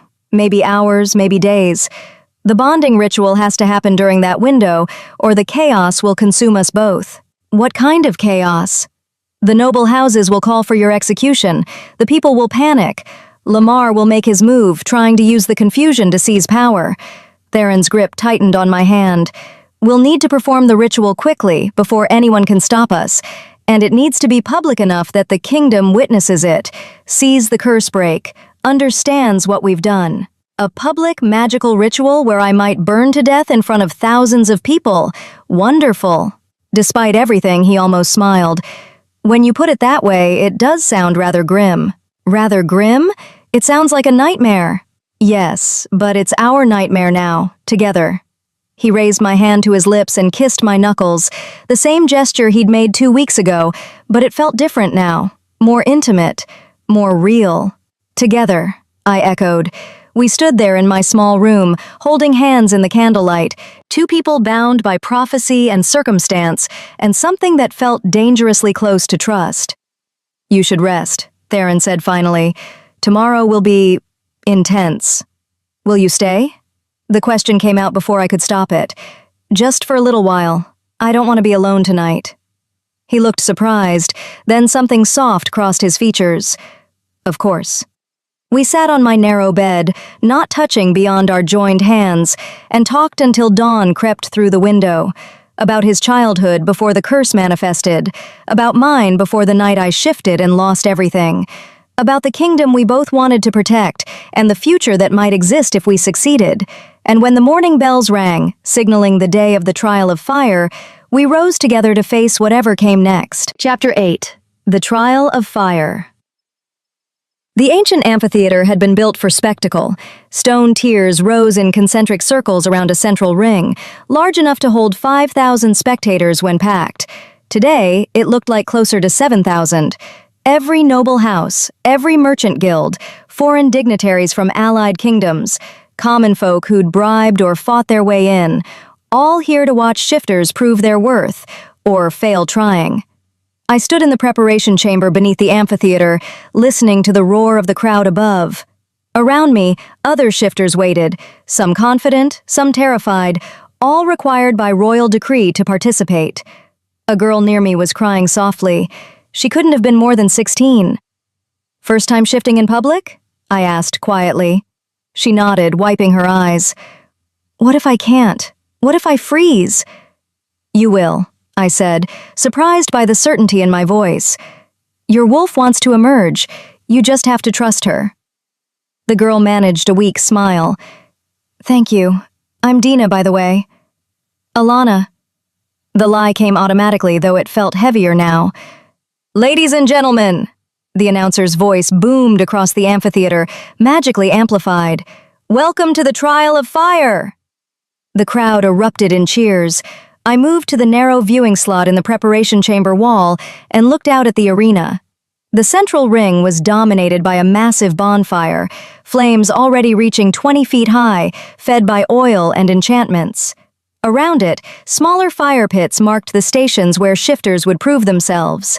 On the raised platform at the north end, King Theron sat on his throne. He wore full ceremonial regalia, black and silver, a crown of twisted metal that looked like thorns. His expression was unreadable from this distance, but I felt the summoning stone's broken remnants pulse warm against my skin where I'd tucked the dust into a small pouch, a reminder that he was there, watching. Beside him sat his council. I recognized Lord Britt, stern and calculating. And there, Lamar, dressed as a royal advisor despite his bastard status. His presence on the platform sent a clear message. He was making his move today. "The rules are simple," the announcer continued. "Each shifter will approach the central fire. You will shift into your wolf form and hold the transformation for a count of 10. Those who succeed join the ranks of the kingdom's proven shifters. Those who fail..." He let the silence stretch ominously. "Face exile beyond our borders, never to return. Your families will bear the shame of your weakness. Your names will be stricken from the records." He paused. "Let the trial begin." The first shifter was called, a young man, maybe 20, who walked into the arena with his head high. He approached the fire ring, stripped off his shirt as tradition dictated, and closed his eyes. The shift took him smoothly. A large gray wolf emerged, holding the transformation easily. The crowd applauded politely. One by one, shifters entered the arena. Most succeeded. A few struggled but eventually managed. 2 failed completely. 1 froze, unable to shift at all, and was escorted out by guards to face exile. The other shifted but couldn't hold it, collapsing back to human form after only 3 seconds. The crowd's reaction to failure was mixed. Some booed, others looked away, uncomfortable with the public humiliation. I counted the shifters ahead of me. 30, 25, 20. My pulse hammered in my ears. The golden fire stirred beneath my ribs, sensing what was coming. "Easy," I whispered to it, to myself. "Not yet." 15 shifters. 10. 5. Then Dina's name was called. The girl who'd been crying earlier walked into the arena on shaking legs. She approached the fire ring, closed her eyes. I watched her shoulders rise and fall with deep breaths. The shift started. I could see the ripple beginning, her bones starting to reform. Then she screamed. The shift reversed violently. Dina collapsed to her knees, gasping, her body rejecting the transformation. "Failure," the announcer declared. "Next." Guards moved to escort her out. The girl was sobbing openly now, and the crowd's booing grew louder. Something hot and angry flared in my chest. This was wrong. The public humiliation, the exile, the treatment of frightened young shifters as entertainment. "Alana of House Casey," the announcer called. The name echoed across the amphitheater. My false name, my false house. This was it. I stepped out of the preparation chamber into the blazing afternoon sun. The crowd's noise washed over me like a physical force. Thousands of eyes tracked my movement as I walked across the sand toward the central fire ring. I kept my head down, shoulders hunched, playing the part of the wolfless servant girl one last time. As I passed the royal platform, I allowed myself one glance upward. Theron was leaning forward slightly, his knuckles white on the armrests of his throne. Even from here, I could see the tension in his jaw. Lamar sat relaxed, almost bored, but his eyes tracked me with predatory focus. I reached the fire ring. The heat was intense. The enchanted flames burned hotter than any natural fire. My skin prickled with sweat. "State your name," the trial master commanded. An older man with scars crossing his face, he'd probably overseen hundreds of these trials. "Alana Casey," I said, my voice barely audible. "Louder," he barked. "Alana Casey." The crowd murmured. I heard fragments of conversation. The wolfless one. "Going to fail. Waste of time." The trial master gestured to the fire ring. "Approach. Shift. Hold for 10 seconds. Begin." I stepped into the ring of flames. The heat should have been unbearable this close, but my golden fire rose to meet it, recognizing a kindred force. The flames seemed to bend toward me, curious. I closed my eyes and thought about everything that had led to this moment. My family rejecting me at 6 years old, 12 years of hiding. The wolf skull figure saving my life. The suppression rune burning into my wrist. Joyce Casey taking me in despite not knowing what I was. Theron's desperate hope, his fight against the curse, the way his darkness anchored my light. Lamar's offer, the choice between mercy-killing and salvation, the kingdom that would suffer if I did nothing. Some things are worth the risk. I let the golden fire rise. The shift took me faster than it ever had before. My bones cracked and reformed. My skin rippled with fur. The world sharpened into new spectrums. When I opened my eyes, I stood on 4 paws. The crowd's reaction was immediate. Gasps that turned into screams. Because my fur wasn't silver, wasn't black, wasn't any natural wolf color. It was gold. Burning, molten gold that reflected the firelight like I was made of living flame. "Golden wolf!" someone shrieked. Panic rippled through the amphitheater. People scrambled backward, climbing over seats, trying to get away. The ancient fear of my kind had been passed down through generations, and now it manifested in mass hysteria. On the platform, guards drew weapons. Nobles shouted for my execution. Foreign dignitaries stood frozen in shock. But I ignored all of it, because there was only one face that mattered. Theron had risen from his throne. His expression was... I couldn't read it. Shock, yes, but underneath that, something else. Wonder? Recognition? Fear? Then Lord Britt moved. He pulled a small vial from his robes and threw it at me. The glass shattered at my feet, and purple smoke exploded upward. I tried to back away, but I'd already breathed it in. My legs went weak. The golden fire flickered and dimmed. Poison. They'd poisoned the arena. "Seize her!" Britt commanded. "The golden wolf is a threat to the kingdom!" Guards rushed into the arena, weapons drawn. I tried to shift back to human form, to speak, to explain, but the poison was working too fast. My vision blurred, my legs buckled. I collapsed onto the sand, my shift reversing against my will. Human again, but too weak to stand. Through the haze of poison, I saw Theron leap from the platform, saw him racing across the arena toward me, his guards struggling to keep up. "Don't touch her!" he roared. "That's a royal command!" But Britt was closer. He reached me first, grabbed my arm and hauled me upright. His grip was iron, and his scent was wrong. Underneath the perfume and powder, he smelled of old magic, ancient magic. "You've hidden well, little wolf," he hissed in my ear. "But your bloodline killed my ancestors, exposed their crimes, destroyed their legacy. Today, I return the favor." He pulled a dagger from his belt. The blade gleamed silver, etched with runes that made my skin crawl. Anti-magic. A blade that could kill even a golden wolf. He raised it high, positioning it over my heart. Theron hit him like a battering ram. The 2 men went down in a tangle of limbs. The dagger skittered across the sand. Theron's fist connected with Britt's jaw once, twice, 3 times. "You dare," Theron snarled. "You dare attack her in my kingdom, during my trial." "Your kingdom?" Britt laughed, blood streaming from his split lip. "You're cursed, dying. You have no right to rule." Then let me help him relinquish that burden. Lamar's voice cut through the chaos. He stood at the edge of the fire ring, and he wasn't alone. At least 30 guards flanked him, all wearing his colors, all loyal to him rather than the throne. "Brother," Lamar said, his tone almost gentle, "step away from the Golden Wolf. Let Brit finish what should have been done 18 years ago. Then abdicate peacefully.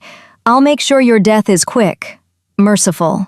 Theron rose slowly, positioning himself between me and Lamar. "You planned this. The poison, Brit's attack, all of it." "Of course. Did you think I'd leave something this important to chance?" Lamar gestured, and his guards advanced. "I told Aurelia the trial would be a trap. I'm simply springing it earlier than she expected." I tried to stand, but the poison still had me. My limbs felt like lead. The golden fire was there, burning in my chest, but I couldn't channel it, couldn't shift, couldn't fight. "The choice is yours, brother," Lamar continued. "Die fighting to protect a monster, or surrender peacefully. Either way, the cursed bloodline ends today." Theron's hands clenched into fists. I felt his rage through the broken summoning stone's remnants, hot and barely controlled. "She's not a monster," he said quietly, "and I'm not surrendering." Then he shifted. I'd never seen Theron's wolf form before. It was massive, larger than any I'd ever encountered, black as midnight with eyes that burned like ice. The curse had marked him even in this form, shadows writhing beneath his fur like living things. He roared, and the sound shook the amphitheater. Lamar's guards hesitated. Even with 30 against 1, facing a fully shifted Alpha King was suicide. "Kill him!" Lamar commanded. "Now!" The guards attacked. What happened next was brutal. Theron moved like violence incarnate, all tooth and claw and barely leashed power. Guards fell screaming, blood sprayed across the sand, but there were too many. For every one Theron took down, 2 more replaced them. I watched, helpless, as they slowly overwhelmed him, as wounds accumulated, as his movements grew slower. No. The golden fire surged in response to my desperation. I felt it burn through the poison, consuming the toxins, clearing my system. Not like this. I won't lose him like this. I pushed myself to my hands and knees, then to my feet. The world tilted, but I stayed standing. "Impressive," Brit said from behind me. He'd recovered the anti-magic dagger. "But futile."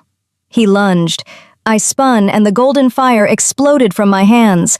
The flames caught Brit mid-stride, engulfing him in seconds. He screamed, a horrible, inhuman sound, as the fire consumed him. When it cleared, there was nothing left but ash. The amphitheater went silent.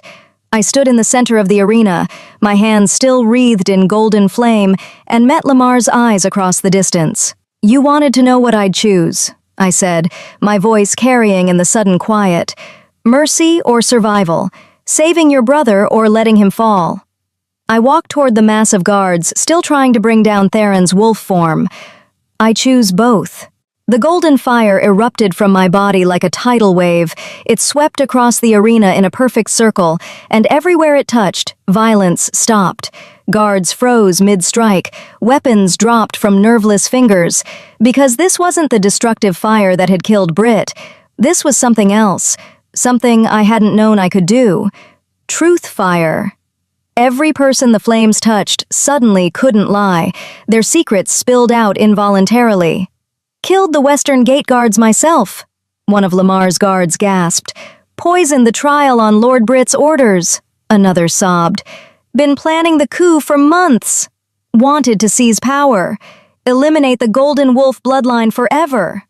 The confessions poured out, damning Lamar and his conspirators with every word. Theron shifted back to human form, bloodied but alive. He stared at me with something like awe. I turned to Lamar. "Your turn," I said, and sent a tendril of golden fire toward him. He tried to resist. I saw him clench his jaw, fight the compulsion, but truth fire couldn't be denied. "I wanted the throne," he gasped out. "I convinced myself it was justice, revenge for my mother, mercy for my brother. But the truth is, I wanted power. I wanted to rule, and I was willing to kill anyone who stood in my way." The crowd had finally stopped panicking. Now they watched in horrified fascination as Lamar's carefully constructed righteousness crumbled. "I am no better than the cursed kings I claimed to oppose," he continued, the words tearing out of him. "I am exactly what this kingdom doesn't need."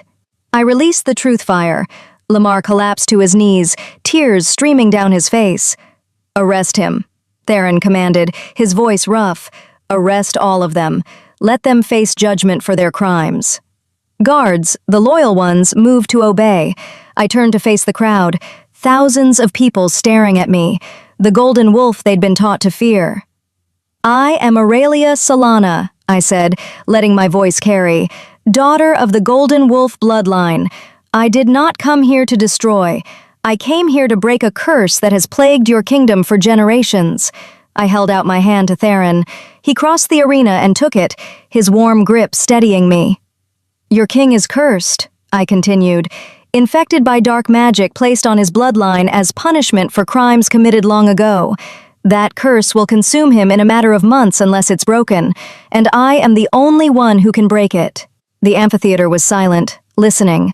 "But the ritual that breaks the curse might kill me," I said. "I might burn away just like my predecessor, so I want you all to understand. I'm not doing this because I'm forced to. I'm doing it because some things are worth the risk. Your king is worth the risk. Your kingdom is worth the risk." I looked at Theron, at his dark eyes and bloodied face, and the hope that burned there despite everything. "And if I die trying," I said, "at least I'll die free, die fighting, die choosing my own fate instead of letting fear choose it for me." The crowd erupted, not in fear this time, in something else. Cheers mixed with tears, people chanting my name, my real name, the one I'd hidden for 12 years. "Aurelia! Aurelia!" Theron pulled me close, his forehead resting against mine. "You're insane," he whispered, "brave and powerful and completely insane." "Probably," I agreed. "When do we do it? The bonding ritual?" I looked around the amphitheater, at the thousands of witnesses, at the fire still burning in the central ring. "Now," I said, "right now, while the truth fire still burns, while everyone can see what we're fighting for." He pulled back slightly. "Are you sure? There's no going back once we start." "I know." I cupped his face in my hands.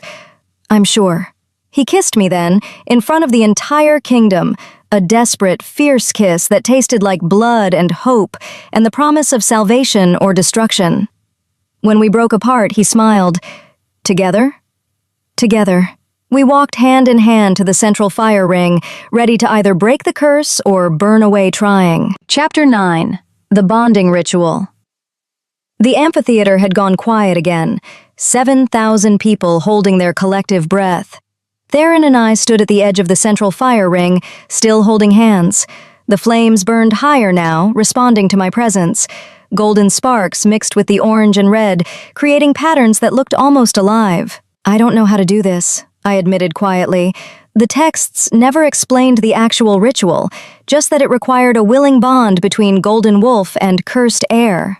My grandfather's journals mentioned some details. Theron's grip on my hand tightened, but they were vague. He wrote about intent mattering more than specific words, about the bond forming naturally once both parties opened themselves completely to it. "Open ourselves completely?" I looked at him. "What does that mean?" "No walls, no secrets, no self-preservation."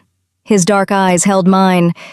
"We have to be willing to give everything, including our lives, to save each other.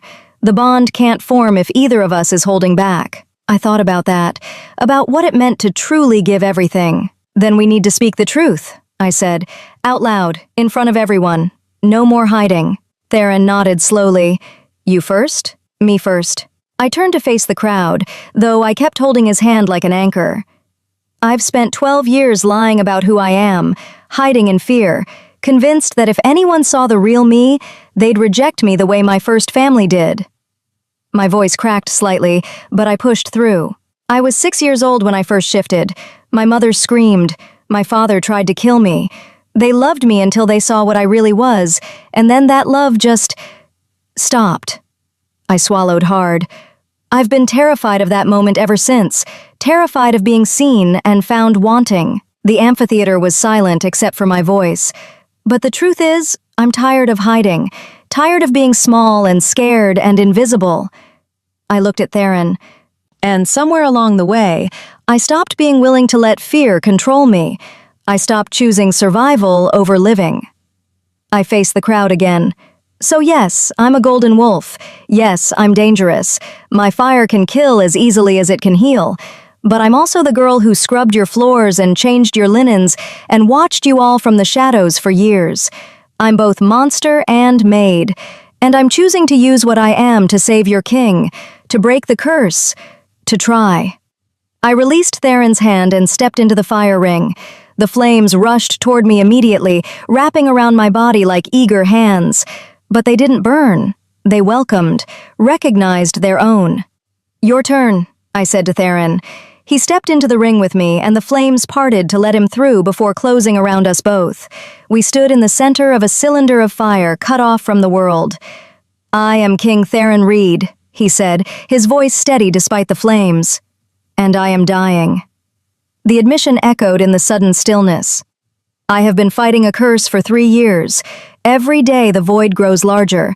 Every day it becomes harder to choose kindness over cruelty, to choose light over the darkness that whispers in my blood. He looked at me. I have made mistakes, hard choices that hurt people, policies that seemed necessary at the time but caused suffering. His voice dropped. I conscripted young people into military service, tearing them from their families. I raised taxes on those who could least afford it. I executed dozens for crimes that might have warranted mercy, and every single time I told myself it was necessary, that I was being a strong king, a decisive ruler. Tears tracked down his face, lit golden by the flames around us. But the truth is, some of those decisions were influenced by the curse, by the void that makes cruelty seem reasonable, and I'm terrified that if I'd had more time, I would have become exactly the monster the curse wanted me to be. He held out both hands to me. Aurelia is my last hope, not just for breaking the curse, but for being the person I wish I could have been all along. She makes me want to be better, makes me fight harder against the darkness, and if she dies trying to save me... His voice broke. Then I don't want to survive it. I would rather burn with her than live with that guilt. I took his hands. Our fingers interlaced, and I felt the familiar push-pull of our opposing powers, his ice dart curse, my golden fire. The bond requires truth, I said, but it also requires choice. So I need to know, Theron, do you choose this, knowing it might kill us both? Yes. No hesitation. Every time, in every version of this story, I choose you. Even if I fail? Even if the curse consumes us? Even then, because trying together is better than failing alone. His hands tightened on mine. Do you choose this, Aurelia? Knowing what it costs? I thought about everything that had led to this moment. The 6-year-old girl running through the forest, the wolf skull figure saving my life, 12 years of hiding, 2 weeks of training, the truth fire revealing Lamar's conspiracy. Every choice, every moment, every heartbeat leading here. Yes, I said, I choose this. I choose you. I choose the possibility of breaking the curse over the certainty of letting it win. The flames around us flared brighter, responding to our words. Then we need to merge our powers, Theron said. My darkness with your light, the curse with the cure. It's going to hurt. I know. And we might die. I know that too. I smiled despite everything. Stop stalling. He laughed, short and sharp. Right, on 3? On 3. 1. His darkness began to rise, shadows writhing beneath his skin. 2. My golden fire surged, flames dancing along my arms. 3. We pressed our foreheads together and released our powers simultaneously. The collision was cataclysmic. Fire and ice, light and shadow, creation and void. 2 opposing forces that should have destroyed each other instead spiraled together, seeking equilibrium. Pain exploded through my body. It felt like being torn apart from the inside, every cell fighting with every other cell. I screamed, and somewhere in the distance, I heard Theron screaming too. The bond formed like a bridge between us, a connection that carried everything. His emotions flooded into me. Pain, yes, but also love and hope and desperate fear. And I knew he was feeling mine. Determination and terror and the fierce protective rage that made me want to burn anyone who threatened him. Through the bond, I felt the curse. Experienced it the way he did. A howling void that wanted to consume everything warm and good. It clawed at the edges of his soul, trying to drag him down into darkness. But I also felt my golden fire rushing to meet it, burning away the corruption, purifying what it touched. The two forces locked in battle inside the space between us, fire versus void, light versus shadow, and neither was winning. "It's not enough," I gasped. "The fire alone can't destroy the curse. It's too strong." "Then we need more power," Theron gritted out. "We need—" Understanding hit me like lightning. "We need to shift, both of us, at the same time, merge the bond completely." "That could kill us." "So could this." I pulled back enough to meet his eyes. "Trust me?" "With everything I am." "Then shift with me, now." We let go of our human forms together. The transformation was unlike anything I'd experienced before. Instead of shifting alone, we shifted as one, our powers braiding together, wolf forms emerging in tandem. My golden wolf rose, massive and burning with inner light. His black wolf emerged, equally large, wreathed in shadows that writhed like living smoke. And the bond between us solidified into something unbreakable. I felt his thoughts as clearly as my own, felt his pain as my pain, his hope as my hope. We were separate beings, but connected so deeply that the line between us blurred. Now I thought spoke through the bond. "Push your darkness toward me. Let me burn it away." "It will hurt you," he protested. "The void will try to consume your fire." "Let it try." He hesitated, then released the curse. "Let it flow through the bond toward me." The void rushed in like a tsunami, cold and hungry and utterly without mercy. It wrapped around my golden fire, trying to smother it, snuff it out. But I didn't fight it. Instead, I fed it. More fire, more light, more heat than the void could possibly consume. I poured everything into the flames, every fear I'd ever held, every moment of hiding, every ounce of power I'd kept caged for 12 years. I let it all burn, and the resulting inferno was magnificent. The void tried to consume it, tried to drink in the light and use it to grow stronger. Instead, it choked, because my fire wasn't just destruction, it was transformation.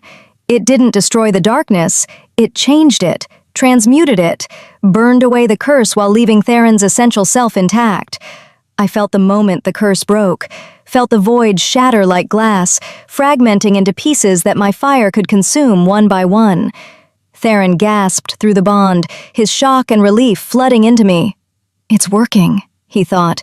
"Gods, Aurelia, it's actually working." But the cost was mounting. Every second I maintained the fire, I felt pieces of myself burning away, my life force fueling the flames, the same thing that had killed the original Aurelia. "Stop," Theron commanded through the bond. "You're dying, I can feel it. Stop before there's nothing left." "Not yet. The curse isn't completely gone." "I don't care. I'd rather live cursed than watch you die." "But I care." I pushed harder, burning brighter. "Some things are worth dying for." The last fragments of the curse disintegrated. The void collapsed entirely, leaving nothing but pure, clean emptiness where it had been. Triumph surged through me. We'd done it. We'd actually broken the curse. Then my fire guttered. I'd pushed too far, burned too much.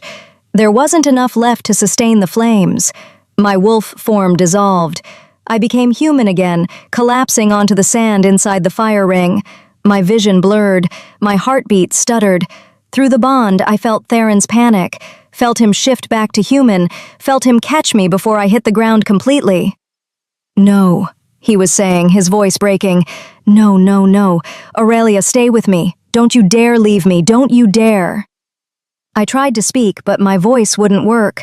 The world was fading, colors bleeding to gray. "I'm sorry," I thought through the bond. "I'm so sorry. But at least you're free."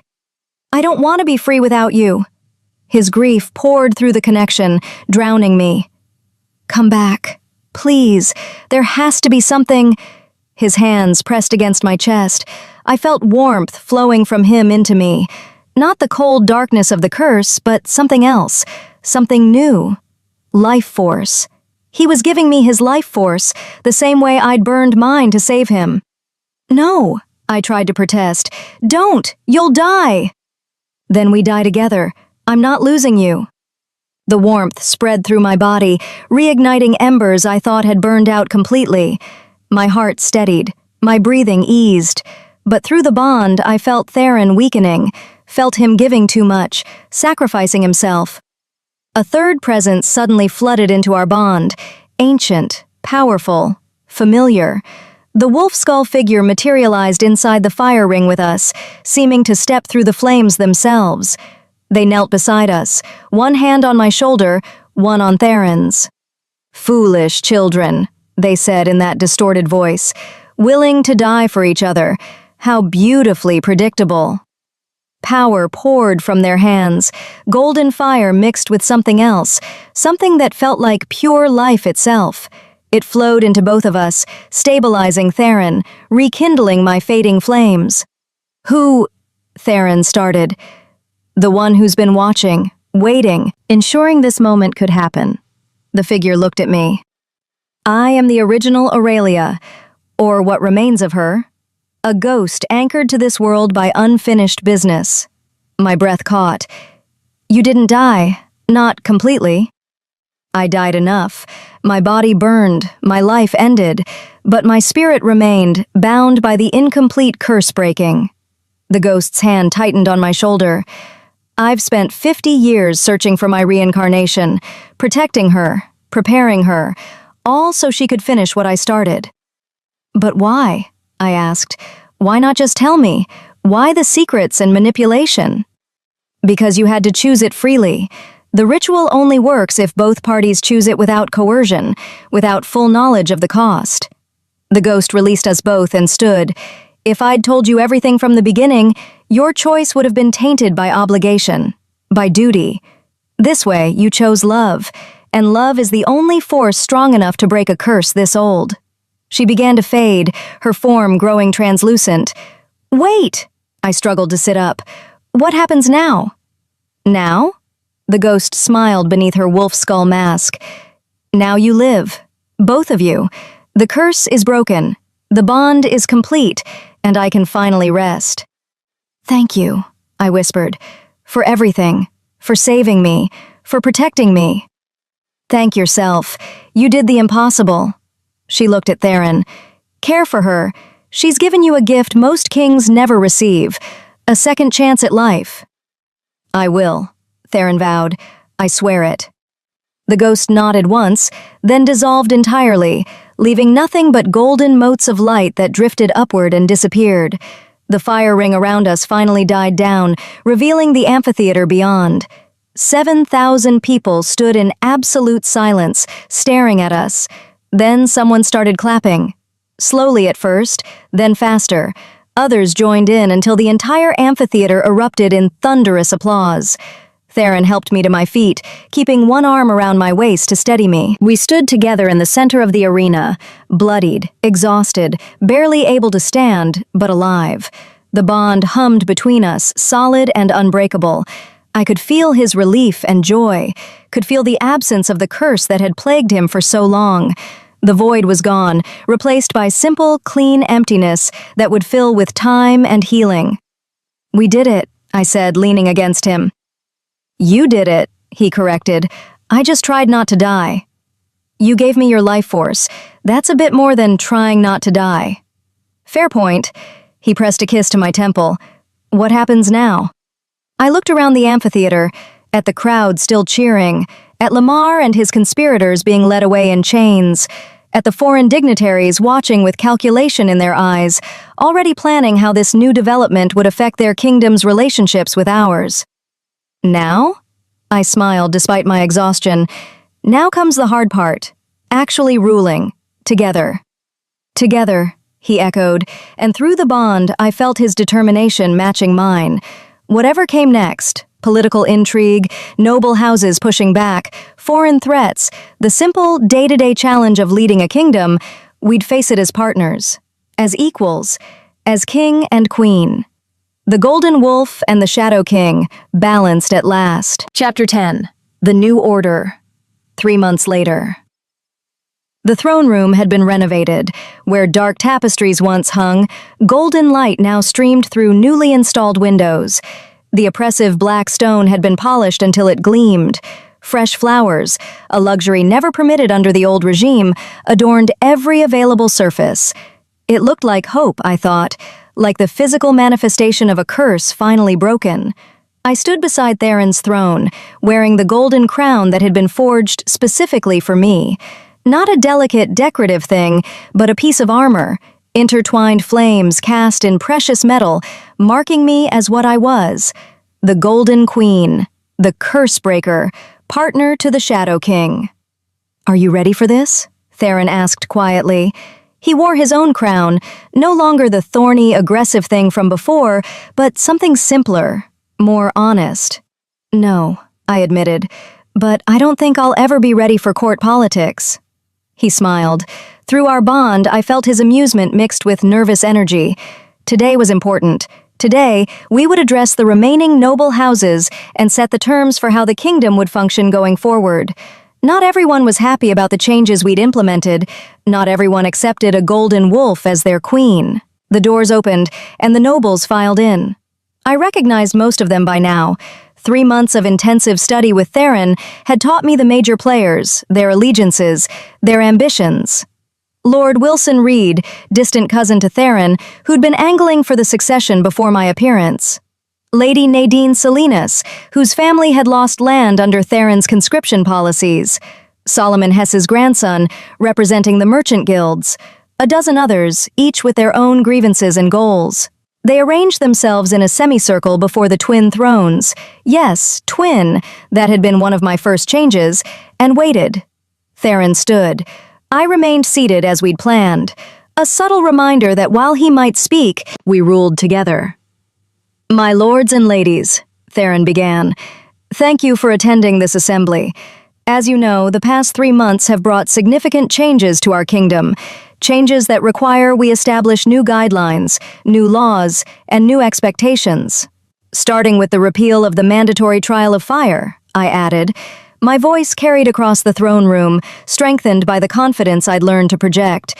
No shifter will be forced to prove themselves publicly. No family will face exile for a child who cannot or will not shift.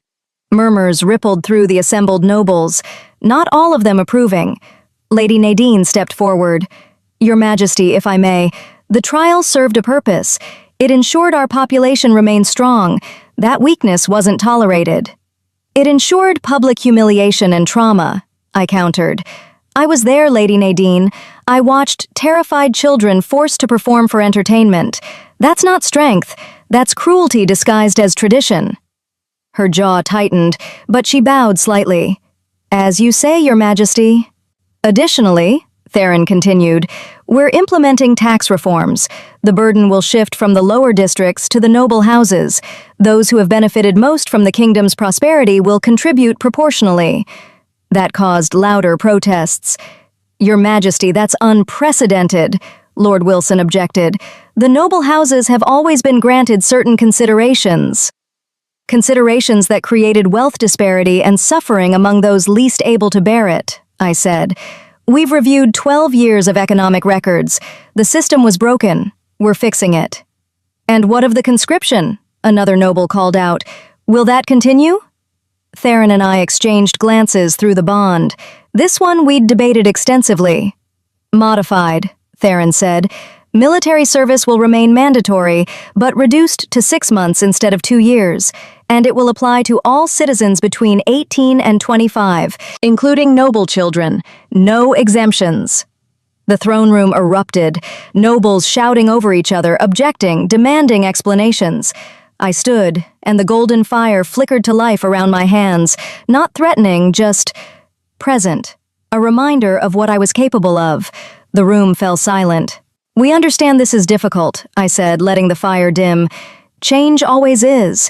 But the old system wasn't working. The curse wasn't just magical, it was systemic. It infected everything from tax policy to justice to how we treated our most vulnerable citizens. I looked at each noble in turn. King Theron and I have been given a second chance, a chance to rebuild this kingdom into something better, something fair. And we're asking you to help us, not because we're forcing you, but because it's the right thing to do. Lady Nadine spoke again, her tone more measured this time. And if we refuse? If we resist these changes? Then we'll implement them anyway, Theron said flatly. But I'd prefer cooperation. I'd prefer to believe that the noble houses of this kingdom care more about its future than their own comfort. Silence stretched. Then, surprisingly, Solomon Hess's grandson stepped forward. The merchant guilds support these reforms. We've suffered under the old tax structure for generations. It's time for change. One by one, other voices joined in. Not all of them, not even most, but enough to create momentum. Lord Wilson remained silent, his expression sour. Lady Nadine looked thoughtful but uncommitted.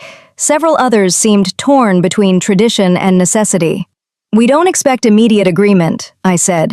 We're giving you 1 week to discuss among yourselves, consult your houses, consider the implications. Then we reconvene and finalize the new laws. Dismissed. The nobles filed out, their conversations already animated. Through the bond, I felt Theron's mixture of relief and anxiety. That went better than expected, he said once we were alone. Or worse, hard to tell with nobles. I removed my crown and set it on my throne. At least no one tried to assassinate us. The day's not over. I laughed, despite the truth in his words. We'd survived 3 assassination attempts in as many months. Holdouts from the old regime, people who believed golden wolves were still monsters, extremists who thought Theron should have died cursed rather than be saved. Come on, I said, taking his hand. We have another appointment. The memorial garden was my idea. It occupied the space where the old execution grounds once stood, a deliberate choice. Where death had been dealt, now life would grow. 50 golden stones formed a circle, each engraved with a name.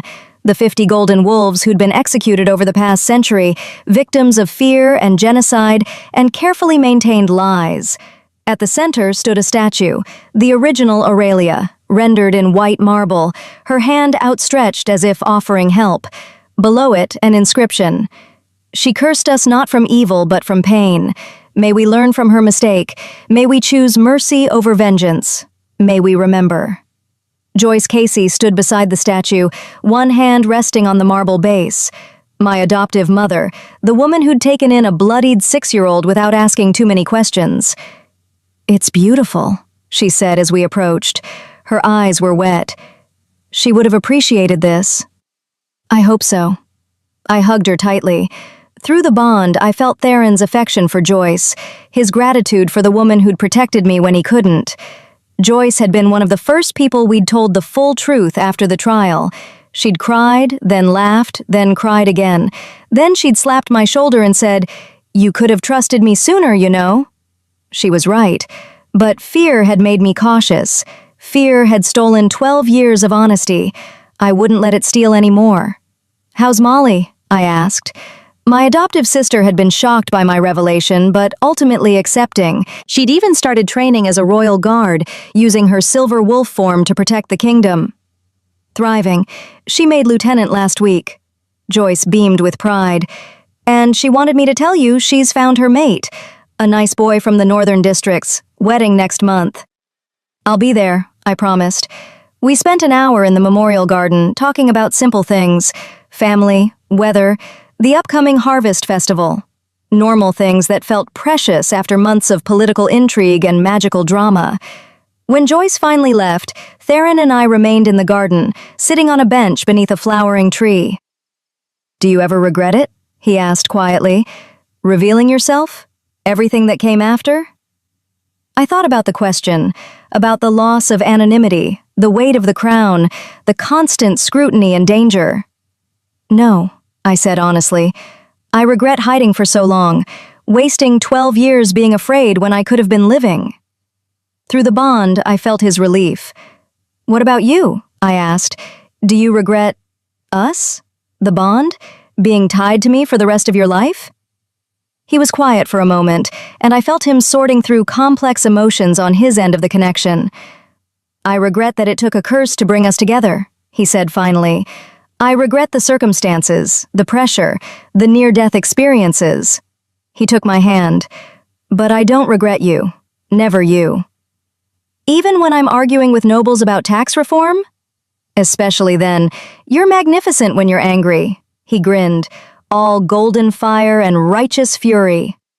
I leaned against his shoulder and we sat in comfortable silence. The bond hummed between us, not intrusive anymore, just present. A constant awareness of each other that had become as natural as breathing. Theron? I said after a while. What happens next? After we finish the reforms? After the kingdom stabilizes? I don't know. He sounded content with that uncertainty. We rule. We live. We figure it out together. Together, I echoed. Through the bond, I felt his love, steady and sure and utterly without doubt, and I felt my own love reflecting back, just as strong.